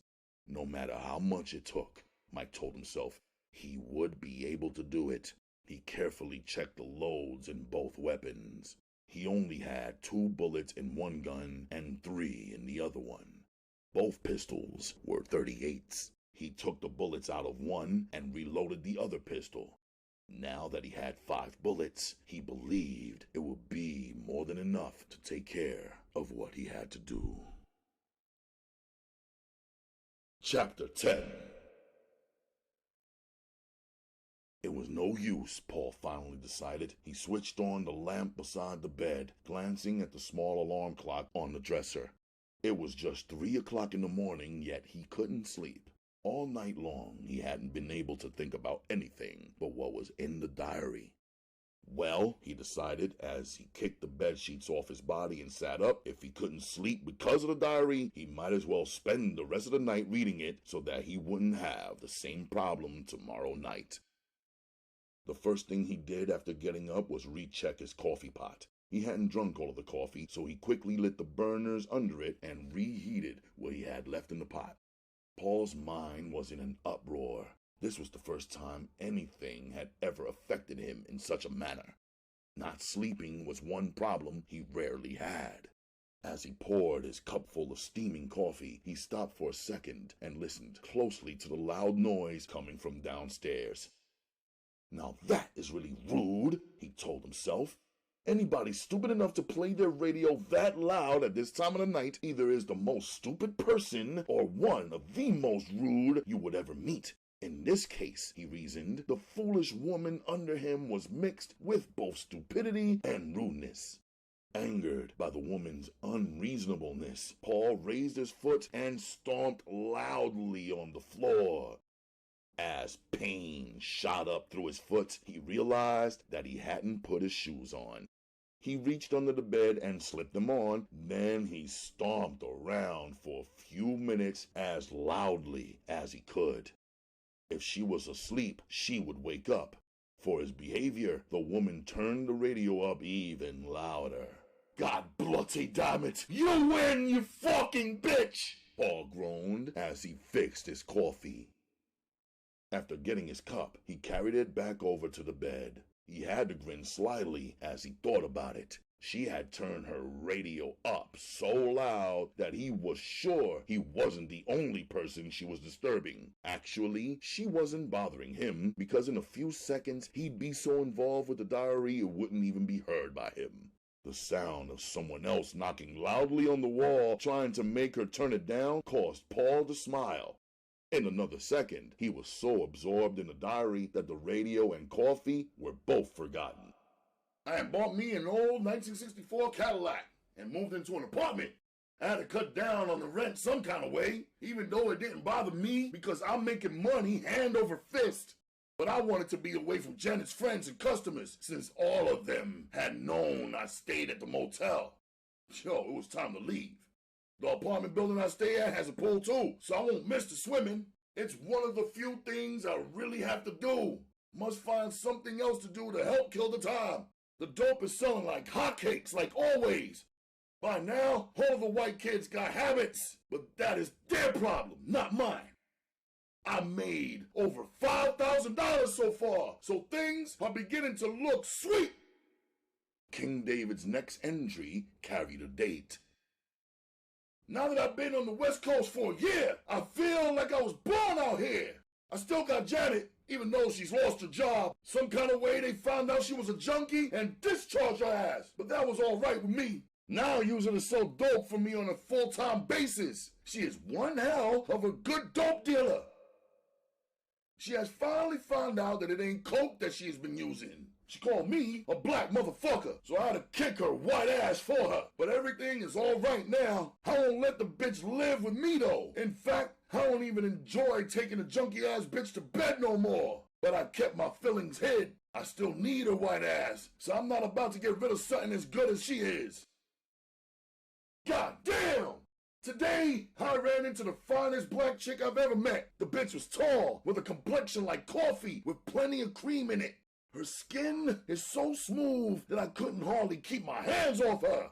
I ran into her at a party up in Hollywood. She had come along with some stiff-ass nigga, so I couldn't pull the bitch when I left, but I did manage to cop on her that if she'd like to get froze, to get in touch. I left her with my phone number, and knowing bitches, they all like a little coke now and then. It makes them freaky, so they say, but if the truth was known, they were freaky before they ever snorted cocaine. My phone just rang, and just like I thought, it was this tall bundle of joy. Just over 20 years old, a little taller than 5'6", under 125 pounds, with a body that God had built for only one purpose, which I'm going to check out real goddamn soon. My dream girl showed up just like she promised, wearing a form-fitted knitted dress that showed them big buns that I got into a little later on. But I still can't get over that heart-shaped face with that carmine mouth and huge black eyes that can only be called bedroom eyes. She had that pile of black hair that at first I thought was a wig. But after we got in the sack, I found out that it was her real hair. My God, but making love to her was a joy, and I really gave her some old-fashioned real dick. At one time, I was tempted to suck that old tight pussy because it was the best ass I ever had.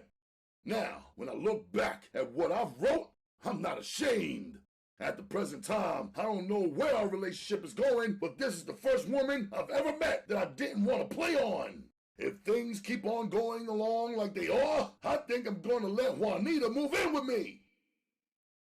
The next entry in the diary was a week later. This was the first time King David had ever used red ink. Today I offered Juanita the opportunity to move in with me. This will be a chance for her to better her condition and really get on her feet because I'm making money so fast that at times I'm scared. I hate to keep large sums of money around, though few people know where I live. It's still hard for me to believe, but the silly ass bitch turned me down. She really turned me down. When I asked why, she said she ain't like the way I earn my living. Can you dig that? Here's a silly bitch who snorts up every drop of coke I put in front of her. Yes, she doesn't like the way I earn my living? How the fuck she think I can afford the cocaine I give her every day is beyond me. I guess she takes it for damn granted. Now, I am sure women don't think. They don't use their brains like a man.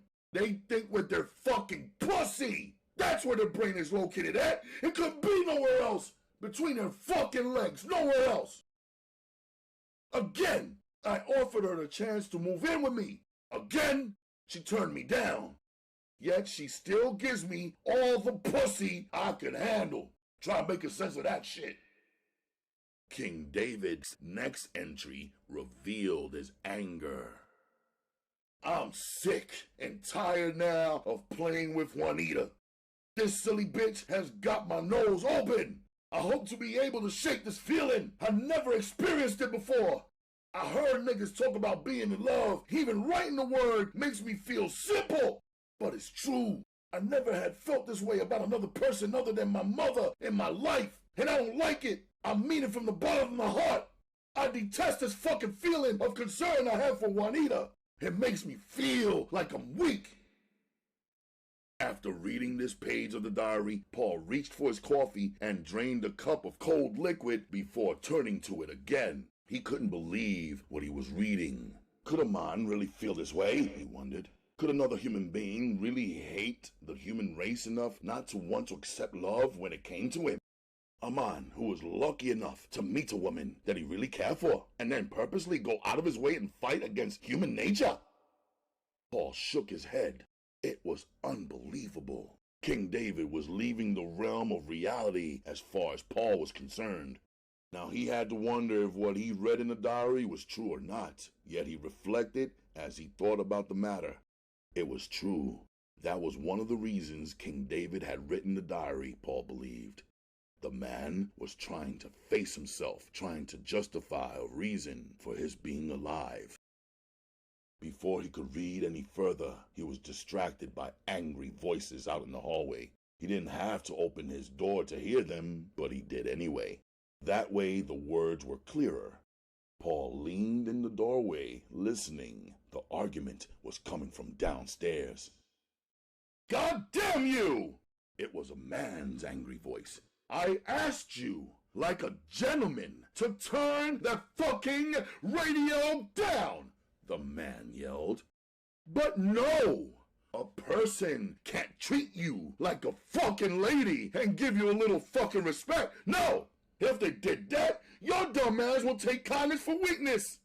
Now I asked you nicely to turn that motherfucking cock-sucking, pussy-blowing radio down. Yet you wouldn't pay no attention to me. Now, you ignorant black fucking bitch, I ain't asking you, dig? I'm telling you, you fucking whore, if you don't do something about that motherfucker, I'm personally gonna kick your thin ass door down and come in. Now, bitch, if I have to go to that much trouble, I'm sure enough gonna step off inside your ass. So please take a warning, crazy ass bitch, 'cause I ain't gonna warn you the fuck again. Paul glanced at his wristwatch. It was 10 minutes to 4. The angry man must have listened to it for a long time before deciding to go downstairs to her door. Without seeing who the foul-mouthed man was, Paul knew him. It was the new tenant who stayed across the hall from Paul. Even as he thought about who he was, he glanced over in time to see the man's wife come out of the room carrying the young baby. Her face was twisted in a frown. Paul instantly realized what must have happened. The loud music probably woke the child up. The sound of the baby crying had then awakened the parents. The thin, dark-skinned woman usually spoke whenever she saw Paul, but this time she stalked to the head of the stairway without so much as nodding in his direction. Jimmy, she called out in a pleading voice. Don't get into no trouble 'cause of that silly-ass bitch over there. As far as Paul was concerned, the couple seemed to be nice people. They rarely made noise in the apartment and seemed generally friendly. This was the first time Paul had ever heard the man raise his voice. Most of the time, he was a soft-spoken man, even though he did look quite fierce with his heavy black mustache and thick beard. From the tone of the man's voice, there was no doubt in Paul's mind that the man was serious. He didn't seem like the kind of person who would make idle threats. As Paul listened, the radio went down in volume, showing that he wasn't the only one who took the man at his word. Paul didn't know how long it would last, but he was thankful for the temporary relief they would get from the woman. For the moment, she was scared, and Paul could only hope it would last until he was lucky enough to find himself another apartment. Since receiving the money, he had dwelled on the idea of finding another place. Once he finished paying out the money for the burial, he would be sure to have enough left over to finance the expenses of moving. It would be completely out of this district, he reflected. He owed himself that much. Maybe with a change of neighborhoods, his luck might change and the publisher would buy one of his novels. The heavy-set, dark-skinned man came up the steps. He stopped when he saw his wife standing at the head of the stairway. "The baby ain't gone back to sleep yet, huh?" he inquired in a deep voice. The woman shook her head. Jimmy, I don't want you getting in no kind of trouble over that woman over there. Ain't no telling how your parole officer might take a disturbance like this. Shit, Jimmy, you know they don't need much of an excuse to send you back. Before she could finish, the man cut her off. "Why don't you watch what you're saying, woman? Everybody's business ain't nobody's business," he stated as he clutched her arm tightly and damn near pointed at Paul standing in the doorway. The woman quickly got the message. She shut her mouth so hard that Paul believed he could hear her teeth click. He felt foolish now, knowing that the man had it wanted him to know about the parole, even though he didn't give a shit about it one way or the other. But since he was white, the only white person other than the faggot in the whole apartment building, he was under suspicion. Half of the people believed he was a police officer, while the other half thought he was a junkie. None of them believed the truth, that he was just a poor white man who lived there amongst them because the rent was cheap and he just didn't care about color. To Paul, a man was a man, no matter what his complexion was. "Thank you, sir," Paul said as he caught the man's eye. "Maybe now, maybe finally all of us will get some damn sleep. Good night to you, sir, and your lady," Paul said, then quickly closed the door. The man called Jimmy only nodded when he heard Paul speak, but it was enough. Paul was embarrassed, couldn't figure out why, he only knew that he was. It seemed as if he had been caught listening. He picked up the diary. This was one assured way of getting rid of that feeling. It worked because in moments he was completely absorbed in what he was reading.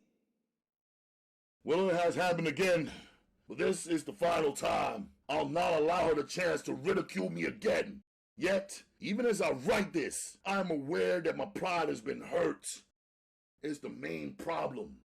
I have too much pride, so I can't accept a woman rejecting me, even though I know she cares. But as she says, she happens to be indulging her basic desires. She loves coke, but can't afford it, so she uses me. Do you see? She had done something she should have never done. So sure of her power over me, she came out and made these statements. Juanita might as well have called me a trick, a sucker. It was the same thing. It was the same thing when it was broken down and looked at right.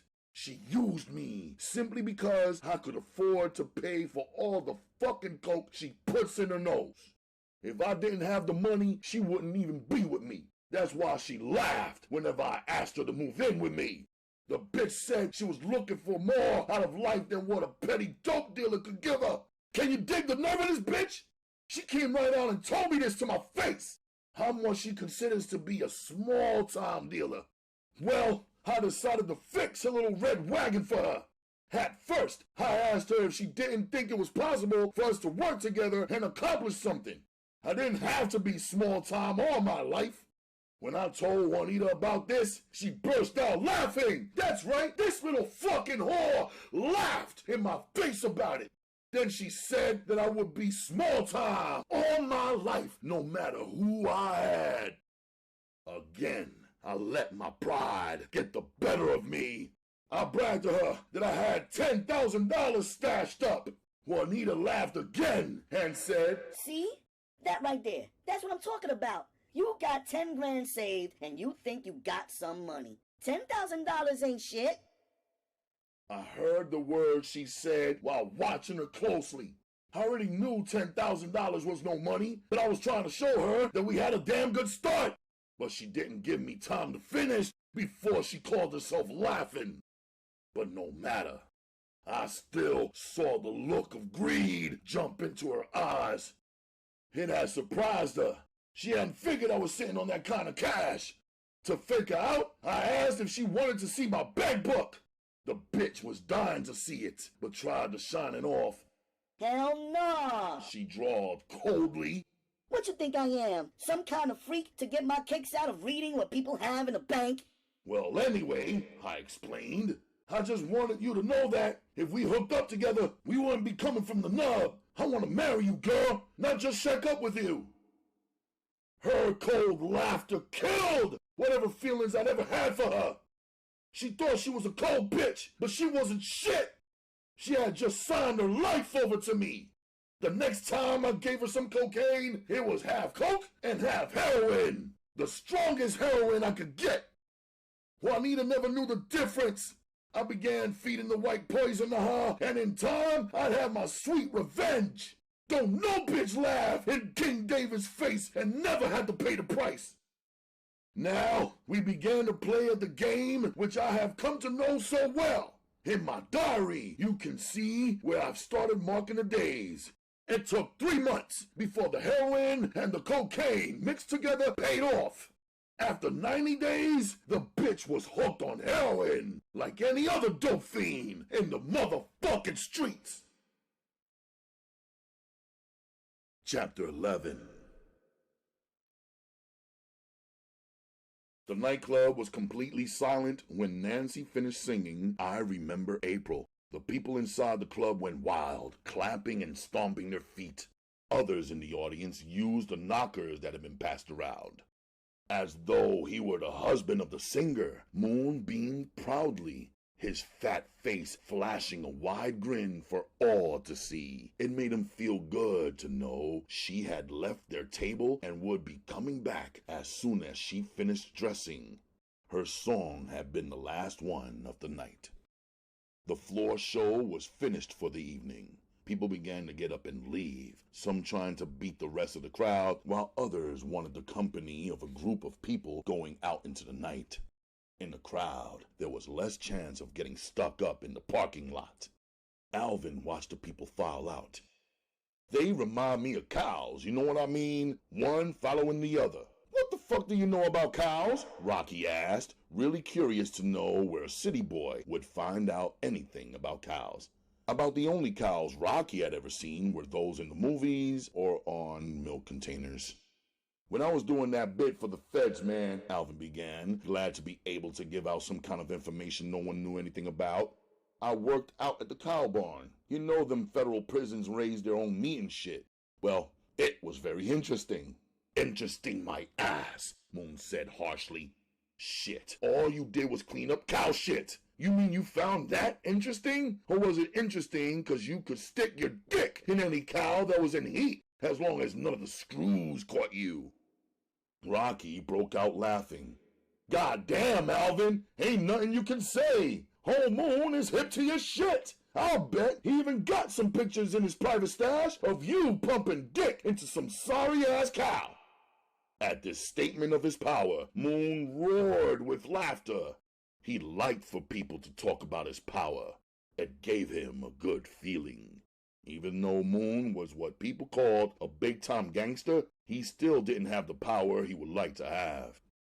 People gave him more credit for strings that he could pull than he really had. Rumors flew around him, building him as a much bigger man than he really was. Hey, Moon, Alvin began, wanting to change the drift of the conversation now. Can you really fix that broad up like you said? What? Moon yelled, indignant now because his very word was doubted. Did I hear you say what I thought you said? Moon's voice dropped back down into a lower tone as he noticed people staring at them. Hold on now, Moon, Alvin quickly said. It ain't like it sounded. I know you could fix up the play so she could cut a record, but I'm talking about all that crap you gave her about the gold record. Know what I'm saying? I mean, you could swing some heavy shit like that?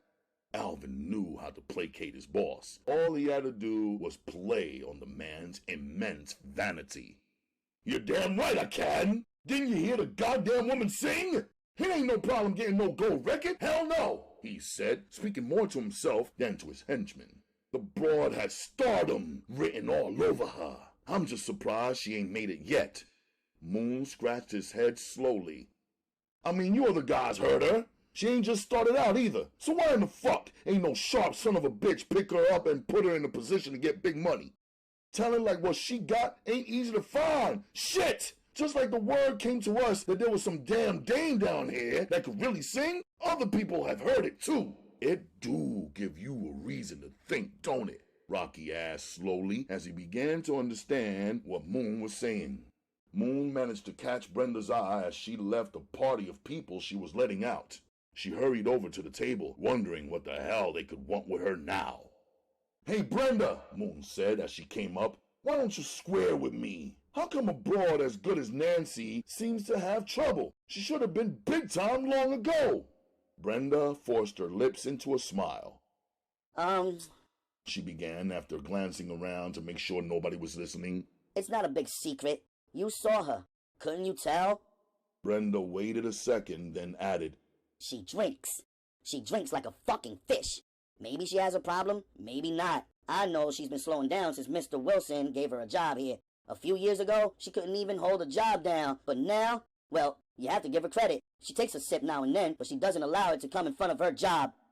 Moon sat back in his chair and rubbed his chin. I figured there was something wrong, but since you say she changed her ways, I'll still take a chance. Brenda shook her head. Just don't say anything to her about what I said. Her and I are pretty good friends, and I like to keep it that way. Sure, honey, Moon stated as he pushed his chair back and pulled out his bankroll. He peeled off a $20 bill and gave it to her. This is for all the trouble you had to go through for me tonight, Brenda. She smiled, then tucked the money down in the front of her dress. Mr. Moon, she said as she smiled brightly. You know it's always a pleasure for me to do business with you. After flashing them another bright smile, she turned and left. It had been a pretty good night after all. Moon had tipped her good, and when she added his tips together with the other tips she received, it was a damn good night for her. As she walked away, she wished that she could have 3 or 4 nights in a row like this one. Maybe then she might be able to get that mink coat out of layaway. Brenda moved to the front of the club, wishing everybody a good night. When she saw Nancy come out, she waved at her and continued to play hostess at the front of the nightclub. Nancy made her way over to Moon's table. Well, here I am, she said as she joined them. Oh yeah, Moon said as he slowly got to his feet. Would you care for a drink before we leave? Nancy shook her head. No, thank you, she replied quietly. I'm ready to go whenever you are. Moon had already offered to drop her off. She really wanted to hear more about this wonderful record company he had been talking about. Moon beckoned to his men and they got up. Rocky and Alvin led the way through the small crowd of people jammed around the front door of the club. For some reason, people seemed to like the front of the bar for their last-minute conversations with friends going in another direction. Brenda was doing her best to shoo them out, but it wasn't enough. Walking closely behind Alvin and Rocky, Moon and Nancy didn't have much trouble getting through the crowd. The 2 lieutenants just shoved their way through. There were angry yells, but people usually got out of their way after seeing who it was. A few people trying to impress others spoke to Nancy. She waved left and right at people. Some of them were people she really knew, while others were people she had never seen before. You're very popular, ain't you? Moon inquired as he took her arm and propelled her toward the front door. In seconds, they were out on the sidewalk. All around them were small clusters of people. The night air was becoming chilly. Nancy pulled her wrap tighter around her shoulders, but it wasn't really necessary. In a moment, they were at the door of the limousine. Rocky held the rear door open for them, while Moon helped Nancy into the back seat. It was the first time Nancy had ever been in such an automobile. As soon as Moon was settled, he reached over and pulled out the bar. Well, I'll be damned, Nancy said in surprise. I've heard about people having bars in the back of their car, but this is the first time I've ever seen one with my own eyes. Let me fix you a drink, Nancy, Moon said slowly as he began to play bartender. Okay, put a touch of lime in it, will you?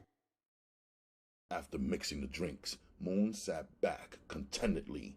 He watched the streets flash past.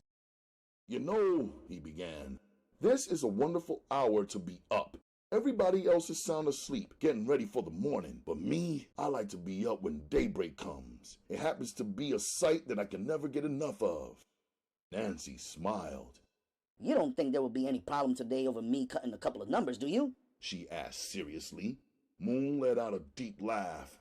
None whatsoever. I just got to make a call or two in the morning. You have my number, so just do like I say. Call me at 1 o'clock. By then, everything should be set up. I hope so, Nancy said seriously. Every time something looks like it's about to break for me, something that you wouldn't think possible will always happen. Well, not in this case, dear. You got Moon taking care of the business end for you, so ain't nothing going wrong. Moon tossed off his drink and watched the way she toyed with hers. Hell, he reasoned, she damn near had her drinking problem solved. If she was still on the juice, ain't no way she would sit up and nurse that shit. You just get you a good night's rest, Nancy, Moon stated like some worried father. I want you up and ready for tomorrow, or rather today. We're going to have one busy day. First, we'll have to go by my lawyer's office and sign the contracts. Then, we'll end up over at the recording studio. I just wish we were on our way there now, Nancy stated nervously. She couldn't get it out of her system. For some reason, she was worried. Maybe it just seemed too good to be true. I mean, she continued, good things like this just doesn't happen to me. Something always comes up to spoil it. Moon laughed loudly. I tell you, girl, you don't have nothing to worry about. He stared at her closely, unless there's something else worrying you other than what we've been talking about. The intercom came on and Alvin's voice spoke to them from the front. We're at her house now, boss, he informed them over the speaker. Damn, Nancy said quickly. I hadn't even noticed, but it sure is my goddamn apartment building. She turned around and picked up Moon's hand. Thanks for everything, she said quietly. She fumbled with the doorknob but couldn't get it open. Suddenly the door opened, but only because Rocky was outside holding the door. She climbed out slowly and flashed them a smile. Well, I can always say I did get a ride home in style. Alvin closed the door after she got out. They watched her go up the steps. Then Alvin got back into the car. Where to from here, boss? Rocky inquired as he glanced back at Moon. The glass partition that had been put up because they had company in the car slowly went down. Now Moon could talk over the seat to his men. I don't know. I'm still a little bit hungry. Maybe we better ride downtown and have us a steak dinner before heading back to the crib, Moon stated casually. For some reason, he wasn't in a hurry to go back home. When he was at his house, it was just the other way around. He hated to leave, but once in the streets, he never wanted to rush right back. Which steakhouse should we go to, Moon? You know it's kind of hard to find a good one open, Rocky said, at this time of the night anyway. Fuck it! Moon cursed loudly. Hell, I don't want just anybody's cooking. It has to be the fucking best. He fell silent for a minute, thinking on the problem, then added, hell, if I can't get what I want, I don't want a fucking thing. Soon they were on Broadway and 54th Street. Turf's Lounge was closed, so they cruised around for a bit, searching for a place that would satisfy Moon's particular tastes. I'll tell you what, Moon said as he leaned over and tapped Alvin on the shoulder. Let's go to the Ham and Eggs restaurant. They generally stay open all night and have damn good food. Alvin parked in front of the restaurant on 51st Street. The three men went in quickly and had a quick meal. When they came back out, they could see streaks of gray in the sky. Well, it won't be long now before daybreak, Rocky stated as he held the door open for Moon. Moon took a quick glance at the sky. Yeah, he answered slowly. I guess it's time for us to go in. Maybe I could get a little sleep now. He settled back against the cushions of the car and tried to close his eyes. Everything has worked out fairly well this evening, so I shouldn't have any complaints. I was lucky enough to swing one of the singingest bitches in the country into my stable. Shit, by the time I get her under a fucking contract, why hell, who knows? She just might put out the next #1 record. Rocky grinned at his boss. With your luck, Moon, it shouldn't be too hard. Luck, hell, Moon answered sharply. A man makes his luck. Shit, when I start to make money off this fucking songbird, people will start to say the same thing. Ain't he lucky? Ain't he lucky? But just stop and think for a minute. People been going in there listening to her sing every night, yet nobody has taken advantage of it. I ain't the only person in the world to go about having a goddamn record company cut a record. Shit, all it takes is a little money and enough nerve to take the risk and put up that money. But if I get lucky and she does put out a good record, all you niggas will be saying the same goddamn thing. Ain't Moon lucky? Ain't Moon lucky? Moon laughed coldly. Yeah, I'm lucky. Lucky enough to have the brains to know when to put my money out on the good thing. Now drive this fucking junk heap on so that I can get me some fucking sleep. He looked out at the sky and marveled at how beautiful it was to see dawn breaking, not realizing that it would be the last one he would ever see.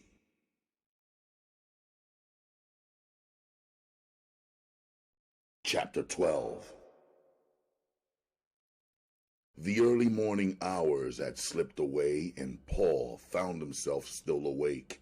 He stood up slowly and stretched his long arms over his head. Next, he bent down and touched his toes, trying to shake out the cramps he had gotten from sitting in the same position too long. It was still too early for the morning laborers to be rising. It was that time that you could call the in-between time. The night people were starting to make their way in for the night, while those people with early morning jobs were just reaching over and turning off their alarm clocks.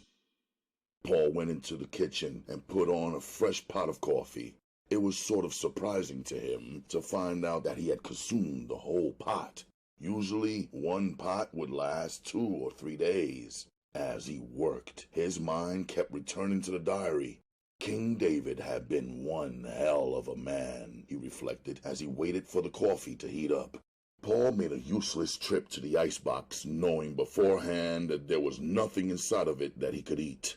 He still opened it out of habit and let his eyes roam around the empty shelves. The only thing the refrigerator contained was an old pop bottle that still had a small portion of pop. Paul made a face and closed the refrigerator door. The sound of the coffee pot steaming came to him suddenly, and he knew it was ready. He quickly poured out a cup, then returned to his bed, lighting up a cigarette first, then setting the ashtray in easy reaching distance. He picked up the diary and settled back to resume his reading. Janet and her crowd have gone from snorting to shooting dope now. It won't be long before the wheels come off the wagon. I just about reached one of my goals in the past 2 years, so money ain't the problem. I ain't never had the kind of money I've got now. I need $10,000 more before I'll have the amount of money I set out to get. At times I feel as if I should forget about trying to reach $50,000, but I'm stubborn as hell. I could freeze right now and never look back. Selling dope is a job. You don't know who to trust, and it's getting so bad that your very life is on the line. If things get any worse, I might just stop altogether and try something else. The next entry was dated a week later. Just came back from Mexico. And I must say, them bitches down there are out of sight. But if you don't speak the language, you're in trouble. We went down there to check out a connection, but I don't trust the fucking Mexican that I met. I went to Nut City on them, cause I don't give a fuck. It will be something else if I needed it, but who needs the headache? Not me, that's for damn sure. The drugs he showed us were supposed to be able to take an 8 cut. Now, if I could step on my dope 8 times, wow, this nigga will get rich. But that's the hang up as far as I'm concerned. It's too sweet, except for the fact that the Mexican won't deliver it across the goddamn border. The honky I'm partnering up with on this deal still wants to go for it. He believes we can get it out. I'll have to think on the matter a little more. If I could put some faith in the Mexican, I might just go for it. Bill, my partner, still wants to make the buy in Mexico. If we spend $4 grand apiece, we could get a kilo. Now, that is one hell of a deal when you stop and think about it. If we come up with a kilo that we can step on 8 times, that will give us 8 kilos. Now that's what I would call a hell of amount of dope. I ain't never had that much stuff on my hands in my life, and I don't think I want it now. Bill is a user. I just found that out. Even though that doesn't make that much difference, it still gives me an insight into why he wants to close this deal so fucking bad. I know it sounds good, but I also realize that if we make the buy, we still will have to get the drugs out of Mexico, and that's a fucking job. God damn, Janet and Bill are bugging the shit out of me to get some cash out so they can get this sweet fucking deal. Don't know why, but I'm still not sure I want any part of it. For one thing, I don't really need that much stuff. It may sound sort of silly, but I'm afraid to have that much dope around. Shit! If I've made it as far as I've made it without coming close to getting busted or ever having that much stuff on hand, why the fuck should I change my style of dealing now? God damn! We had a hell of a roll when I told Bill and Janet that I wasn't going through with it. Shit! You would have thought that I took their last dollar from them or something. I had to threaten that honky Bill. I told him I'd step off in his ass if he called me out of my fucking name. I ain't about to let nobody, I mean nobody, force me into nothing I don't like. It ain't the money. Hell, if that was the case, I'd give them the $4 grand and let them take all the risks. But that ain't the case. If them goddamn Peckerwoods get busted and I get my money up tied with them, shit. The next time I open my door, the police would more than likely be there. So I didn't want any part of it. Bill stopped by and told me he was going to cop without me. Just to keep my finger in the pie, I gave him $1 grand. I did this for insurance. After giving him the grand, I made myself entitled to know his plans. I also told him I didn't want Janet in it. That was my excuse for not getting down all the way. He went for it the same way a fly heads for shit. Janet came over tonight, steaming mad. It seems as if Bill told her what I said. Good! I pulled her coat to the real deal. I don't want her involved. Not because I care for the bitch or anything like that, because she is the only one in the crowd who knows anything about me. So I don't want anything, and I mean nothing, to happen to her. Bill and his woman Dolores left today for Mexico. They stopped by and I gave them the $1,000 I promised. I also told them to deliver my share of the dope to Janet's pad. I don't want them coming here. Again, this was nothing but the fake outs. As soon as they left, I went back in my bedroom and picked up my suitcases. It just goes to show I don't trust a motherfucking body. I moved the same day and cut the phone off. I moved to another apartment, one that nobody knows about, not even Janet. This is the best protection I could think of to put on myself. As of now, I don't need it. But you can never tell when you're dealing with addicts and their drugs. Billy left Monday afternoon for Mexico. Now, 3 days later, the shit is in the fan. Gerald, the square nigga who stays in the apartment across from the one I moved out of, told me what I had been halfway expecting. I called him this evening. He works days in some kind of factory, but he got the news from his wife when he came home from work. It seems as if half of Los Angeles' finest detectives raided my whole apartment. Now, I'm not sure it's related to the trip that Billy made. I can't think of any other motherfucking reason for the police to come storming into where I had lived. From the information that I've been able to gather, the boys in blue were put out because I hadn't sat still and waited for them. If it hadn't been for me using a little foresight, I think I would have been behind bars at this moment instead of writing these notes down. Had to post bond to get Janet out of a fucking bust that shouldn't have ever happened. But better her than me. I had my lawyers swing the deal because I don't want to get involved. From what I can gather, the police are looking for some nigga named King David. Maybe I'll have to change my white slave name and pick me a real soul brother tag. Maybe I'll start calling myself Mr. X. That's as cool as any other.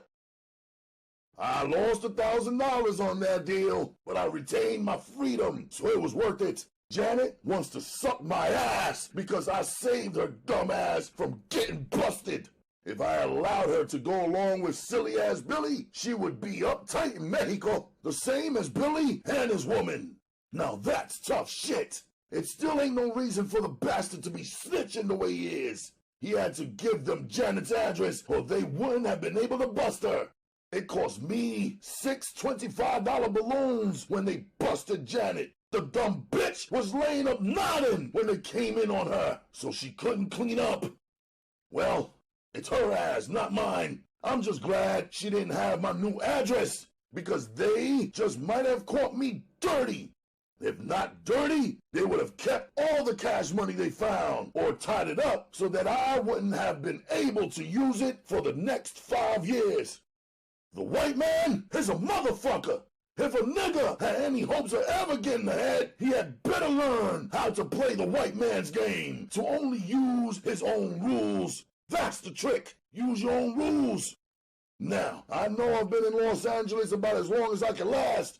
If I stay here much longer, I'm gonna get knocked out of the box, even with the setback and the rest of the shit I gained while losing.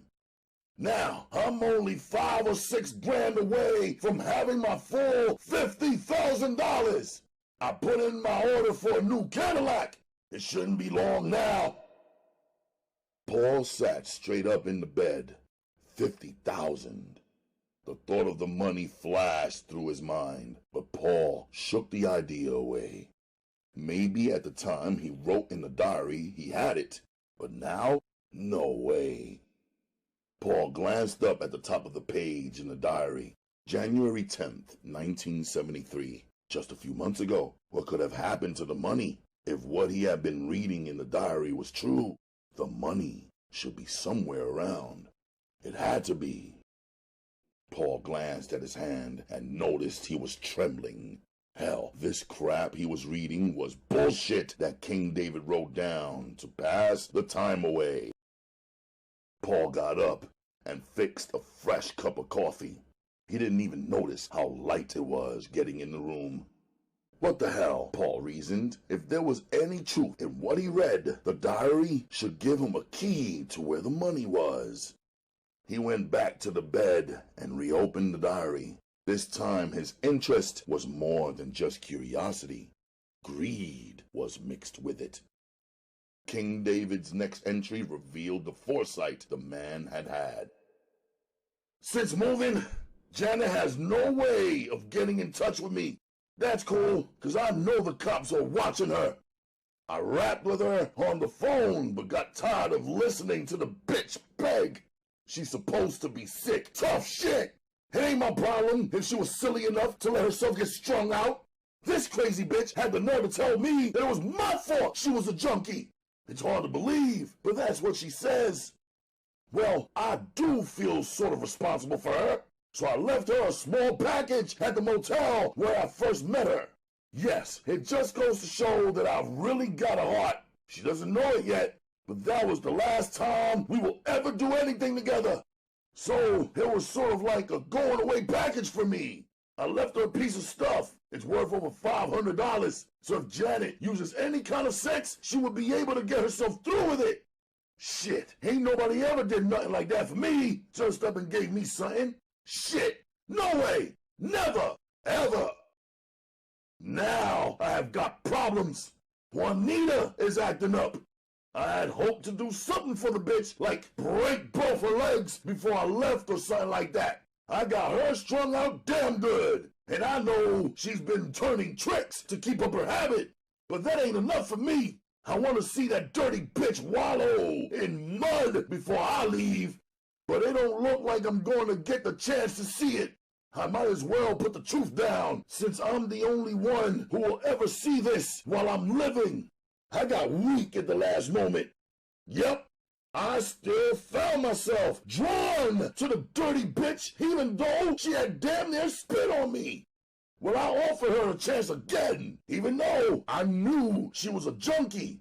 Now, can you imagine a dope fiend-ass bitch turning down a sure thing? I told her I'd help her with her habit, but instead of that making her happy, she screamed on me. Help me? I'd rather have help from a snake. If it wasn't for you, you bastard, I wouldn't be in the shape I'm in now.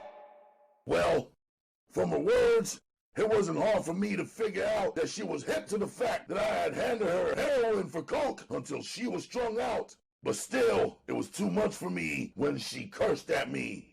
King David, you low-life motherfucker, you! If it were any way possible, I'd see to it that the police jammed your ass in jail and kept you there until the fucking walls fell down! Yeah, I think those are just about her correct words. Even when I write them down, I get that cold feeling that practically strangled me the day she tossed them in my face. When she talked about police, I knew the bitch was dangerous, but I still wouldn't have wasted any time on her. I didn't think there was anything she could pin on me. I can still remember the day she called crying and told me she was sick, but it wouldn't be for long. If she could only get a favor that morning, she would be alright because she had called the Bricks Foundation and they were going to send somebody over to pick her up. Yeah, the bitch was going to the hospital to kick. She was planning on getting that monkey off her back once and for all. It was as if someone had tossed cold water in my face. Kick! If the whore ever kicked, she would be back where she began. I knew I couldn't have that. I had to make the funky black bitch pay for her arrogant ways. Ain't a bitch alive ever treated me the way she had, and now she was planning on kicking. The only thing that I had on her was the knowledge that I had strung her out, and I knew that as long as she remained a junkie, she would catch pure hell. So I made my plans accordingly. She was committing herself that afternoon. It didn't leave much time. I was supposed to be picking up my new ride that morning too, so I went into the bedroom and started to pack. As I stacked the 50 grand neatly in my bag, I made my final plans for her. Paul reread the sentence about the money, then leapt up from the bed and ran to the closet where he had shoved the other small suitcases without opening them. He carried a bag back to the bed and tried to open it, but found a small lock on it. He didn't bother to check the keys on the keyring. He just took a small knife and forced the lock. The clothes stacked neatly on top were shoved to the side. As soon as he moved them, Paul saw the first bundle of money. He held his breath and then started to take them out one at a time. For a long time afterward, Paul just sat on the edge of the bed and stared at the money. It was the first time he had ever seen so much of it. He didn't even bother to count it. If King David said there was $50,000 there, he believed there was more. $50,000. Paul had trouble getting over the shock of it. Then his mind went back to what he had been reading, and he wondered about what had happened to the girl. She had caught so much hell already just for having been unlucky enough to have met King David. For him to be crazy enough to have done something to her was too much for Paul to believe. King David had to have been mad, Paul believed. The man had surely been insane. Paul stacked the money back like he found it, then pushed the suitcase under the bed. Then he reopened the diary. Since I don't have that much time, I decided to make my moves all at one time. The dope that I had left, I fixed up into another package and put it between a folded newspaper. I called Janet and told her I had another package for her and where she could go pick it up. The next thing I did was to pick up the small package of raw dope that I had and fixed it up for Juanita. Since it was pure, I didn't worry about it too much. But just so that I wouldn't take any chances, I made a trip down to my old caddy and opened the hood up and scraped some of the white battery acid off the battery. I took this back upstairs to my apartment and reopened the small package of dope. I shook the acid out and mixed it up until I couldn't even tell the difference between it and the pure dope. To make sure everything was going to go right, I called Juanita up and told her I'd bring her some stuff, but she had to be by herself.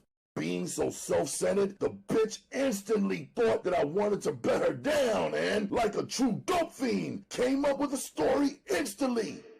I'm on my period, David, she said, lying through her motherfucking teeth. Yeah, I answered, but ain't nothing wrong with your head, is it? I was just playing along, letting her silly ass think I really wanted her. To cap it off, I asked her, was she sure she wanted some stuff since she was going in the hospital that day. I played my cards to a T. Knowing dope fiends the way that I did, I knew she couldn't turn down that last fix. None of them can, not while they are still strung out. She tried to fight it.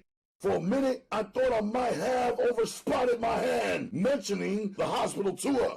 Since she had made up her mind to go in the hospital, I knew she was tired of using, but the attraction of the drug won out. Okay, David, She answered in a weak voice. I'll be here. You're not going to be too long, are you? She asked in that lost little girl voice she sometimes used. Don't worry about a thing, Mama, I answered, then hung up. I checked the small package out once more. Then I took all my bags downstairs and put them in the car. After that, I went back upstairs and wiped everything off, hoping that I didn't leave any prints. Though there was really no reason for this, I did it anyway, being on the safe side and all that shit. It took me a few minutes to drive the freeway. Then I was parking a few doors down from her house. Again, there was no reason for me to be careful since I was trading the old Cadillac in on a new model in another hour. But I used caution anyway. Practice makes perfect, so they say, so I was careful. Juanita was waiting at the top of the stairs for me. She led me back to her apartment. I checked, making sure nobody saw me as I entered her room. She didn't waste any time. She had her cooker ready, but I put her off. Hey, baby, I yelled. Ain't you forgetting something? She wet her lips. We can take care of that after I get the stuff in me, King. I'm sick right now. Sick my ass, I screamed on her. I don't want no dead head, I said, then burst out laughing. She couldn't dig what was so funny, but I did. Dead head. That's just what it would have been. Nah, baby, I stated coldly, then walked over to the couch and flopped down on it. I opened up my pants and pulled out my Jones and let it hang down. You better get a towel or something. I don't want spit all over me. There were real tears in her eyes. I knew she wanted to tell me to kiss her ass, but she didn't have the nerve. She wanted the dope too badly. She went to the bathroom and got the towel. I made her kneel down in front of me. Then I rubbed my dick all over her face until it was covered with her tears. I wanted to fuck her then, real bad. As she started to sob, I pushed her away and fell down on the floor next to her. She was crying loudly now. The sounds of her shame only aroused me. Hey, Mama, you ain't forgot me, have you? I inquired coldly. This is the little man, remember? The one who would never be nothing, or something like that. Right? What was it? I asked as I forced her legs wider. She didn't even have any Kotex inside, so I was right. The bitch had lied. I could feel the soft hairs over her crack, and they aroused me like always. It was at this time that she reminded me of a white girl. She was the first black girl I'd ever betted who had soft hairs on her crack. I rammed my dick up in her, making her grunt from the fucking pain. I'm pretty well hung, so I could get a sound or two out of the average woman. With her legs spread as far as I could get them, I started to ride that pussy. She cried like a baby, causing me to bust my nuts before I was ready to come. I wanted to have another nut, but she wasn't about to stand still for it. She wanted to shoot the dope at once. There was nothing I could do to prevent it. I went into the bathroom and washed up, making sure I didn't leave any prints. When I came out, she had the dope cooked up and was scratching for a vein. I started to leave. There was no reason for me to watch it, but she got a hit before I could get out the door. Her eyes were large as she watched me. Then they carried a look of surprise. Her mouth opened as if she wanted to scream, but no sound came. She rubbed wildly at her arm as she snatched the outfit out, then fell over onto her side. She kicked once or twice, then she was perfectly still. I walked over and looked down at her. Snot poured from her nose, and a long stream of it fell down on her chin. Her legs were wet from where her bowels had busted up on her. As I stared down at her, a lump of shit came running down her leg. I looked at it, and the thought flashed through my mind that she wasn't so fucking fine after all. After one more glance at Miss Fine and Mighty, I turned on my heel and departed on my way to pick up my new Cadillac, and then from there, I hit the highway. Like I said, Los Angeles and me had had enough of each other. It was time for me to go back to the Big Apple. After all, I've been out here for damn near 5 years. It's time I slow down. Maybe now I can settle down and live respectably. Something I've been wanting to do all my life. Chapter 13. That's a beautiful sight, boys, Moon said, drawing the other two men's attention to the sky. Look at it. Ain't no artist living can capture that beauty on canvas. No siree. That's something can nothing touch. Hell, Moon, I ain't never figured you for a nature lover, Alvin said with a grin. Now me, I don't ever notice nothing until I get locked up. Then I can see a bird flying, and I'll watch it fly. Or wonder about a fucking mouse and figure he better off than me.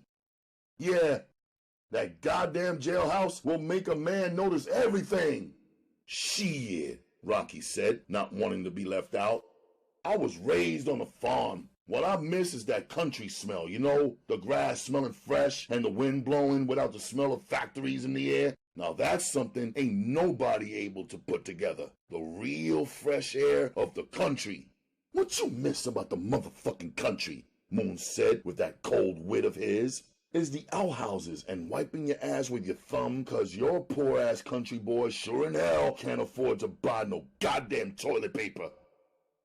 All the men laughed loudly at the truth of the statement. Rocky grinned sheepishly. Hell, Moon, he answered. We didn't have to use our thumb. Hell, any old country boy will tell you all you need is some of that sweet-smelling grass. Shucks, boss, it's even better than some of this paper you buy up in Harlem. Yeah? If it is, you better change the store you're shopping at, Moon grunted as he leaned over and began to fix himself another drink. You boys want me to fix you something? Yeah, Alvin said quickly. I'll have one, boss. How about a shot of scotch with a dab of milk if you got any? He knew all the time there was milk back there because he stocked the bar. Make mine the same thing, only keep the milk out of it, Rocky stated. Moon mixed the drinks expertly, then passed them over the seat. You boys hurry up and drink them down. We don't want no hassle from no cops if we should be unlucky enough to be stopped by them. Moon drained off his drink, then fixed another one. He closed his eyes and nursed the drink in his lap. At this rate, I'll end up being a fucking rummy, he warned himself. Rocky handed the glasses back over the seat as soon as they finished them. Thanks, boss, he said, smacking his lips to show his appreciation. It ain't every day a nigga like me gets a chance to drink whiskey like this. Rocky, Moon said, you're a goddamn liar. You get a chance to drink good whiskey every day, cause whenever you think I ain't looking, you fix a quick one off my bar. Moon glanced at his watch. I'll be glad to reach the pad. I feel like I can sleep the rest of the week. Boys, we're going to have to start going out more. I really enjoyed myself tonight. Hell, I need to get out. Maybe it will help me stop drinking so much. You know, just hanging around the apartment, a man ain't got nothing else to do but take a drink to kill the time. That's our problem. Too much fucking time on our hands. Maybe I'll start going out to the track. Moon's voice had dropped to a whisper as the hard liquor hit him. Alvin glanced in the mirror and shook his head. He sometimes wondered how much liquor Moon could hold without falling out. The man seemed to be bottomless. Whiskey didn't affect Moon the way it did other men. He never seemed to get drunk. The only thing it seemed to do to him was make him sleepy. As the long automobile weaved its way through the light morning traffic, another figure waited patiently for its arrival.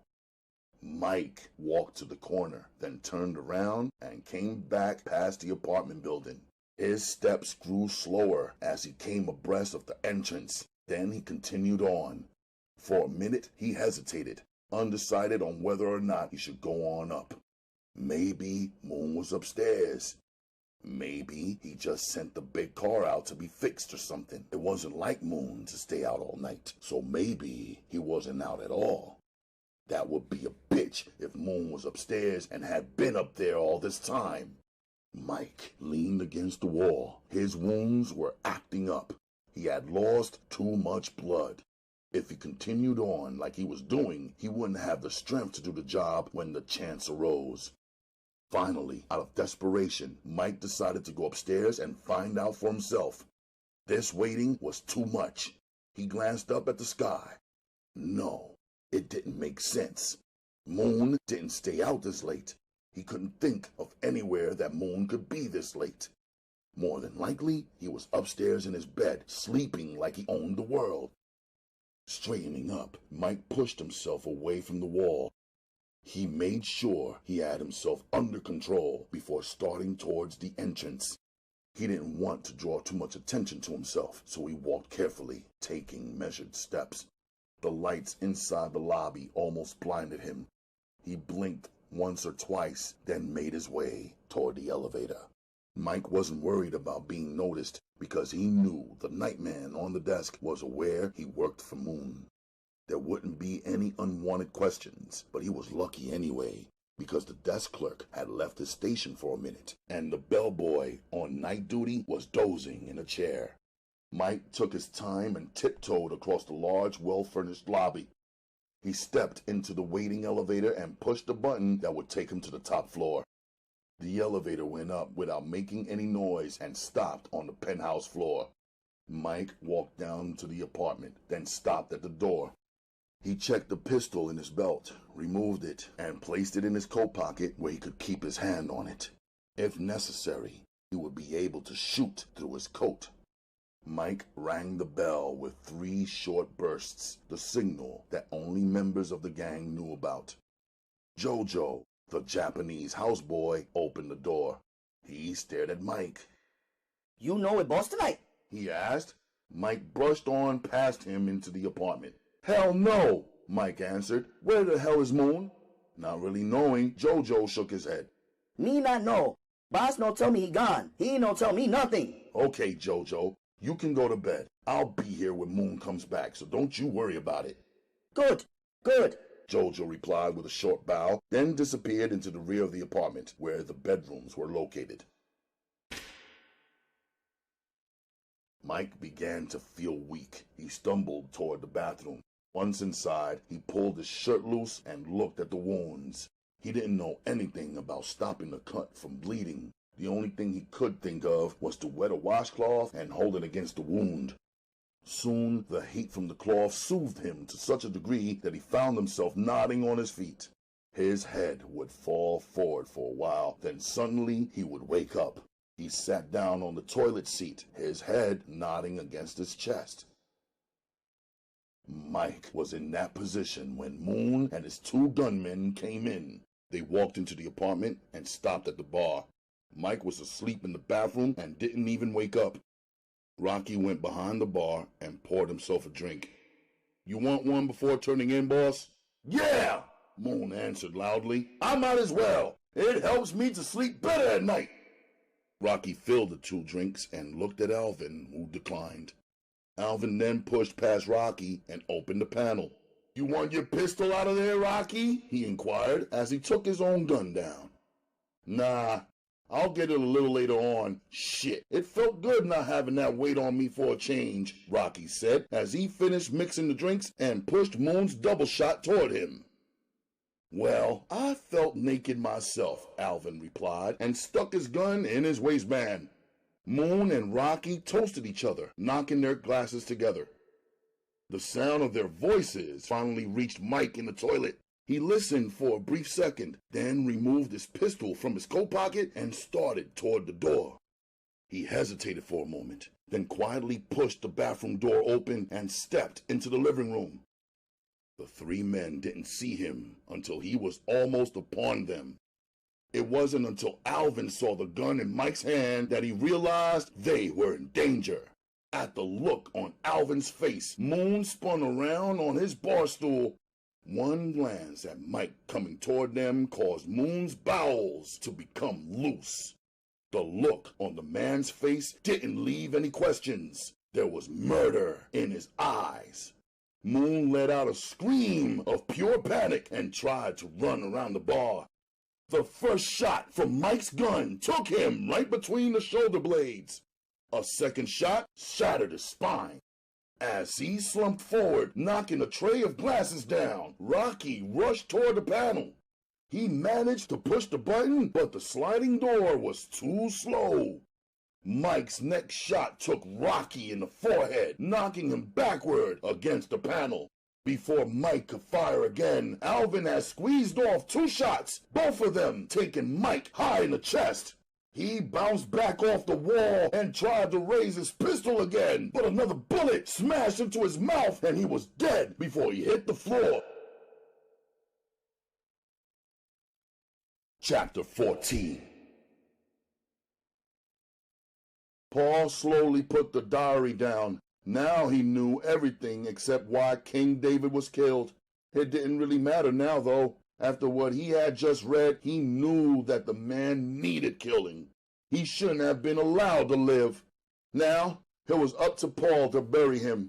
The very thought of it was repugnant, but he had given his word. He really didn't have to do anything but make the arrangements and then forget about it. But the more he thought about it, the more he decided not to waste too much money on the funeral. Paul slowly dressed. It would have been nice to be able to take the money and go into one of the big men's stores downtown and buy what he wanted. But he didn't believe he could ever wear the clothes in peace. After he got dressed, he picked up the small suitcase that he had put the money into and started for the door. His first stop was a mortuary where he made arrangements to have the body cremated. It was cheaper that way. After he left the funeral home, he drove around slowly, searching for just the right place. Down by 137th Street, he found just what he was looking for. It was a drug center that worked with youths from the city. Paul walked inside and glanced around casually. It was his first time inside such a place. He asked a young girl at the desk for the supervisor, then he sat down and waited for about 10 minutes until a brown-skinned woman came out of a rear office and walked toward him. Paul introduced himself, then she led the way back to her office. The sign on her desk read Mrs. Johnson. "Mrs. Johnson," Paul began, "I don't want to take up too much of your time." She cut him off. Oh, don't worry about it. That's what we're here for, sir, to help people. She smiled at him openly, and he was sure he had come to the right place. "You do work with drug addicts, don't you?" Paul inquired seriously. Of course.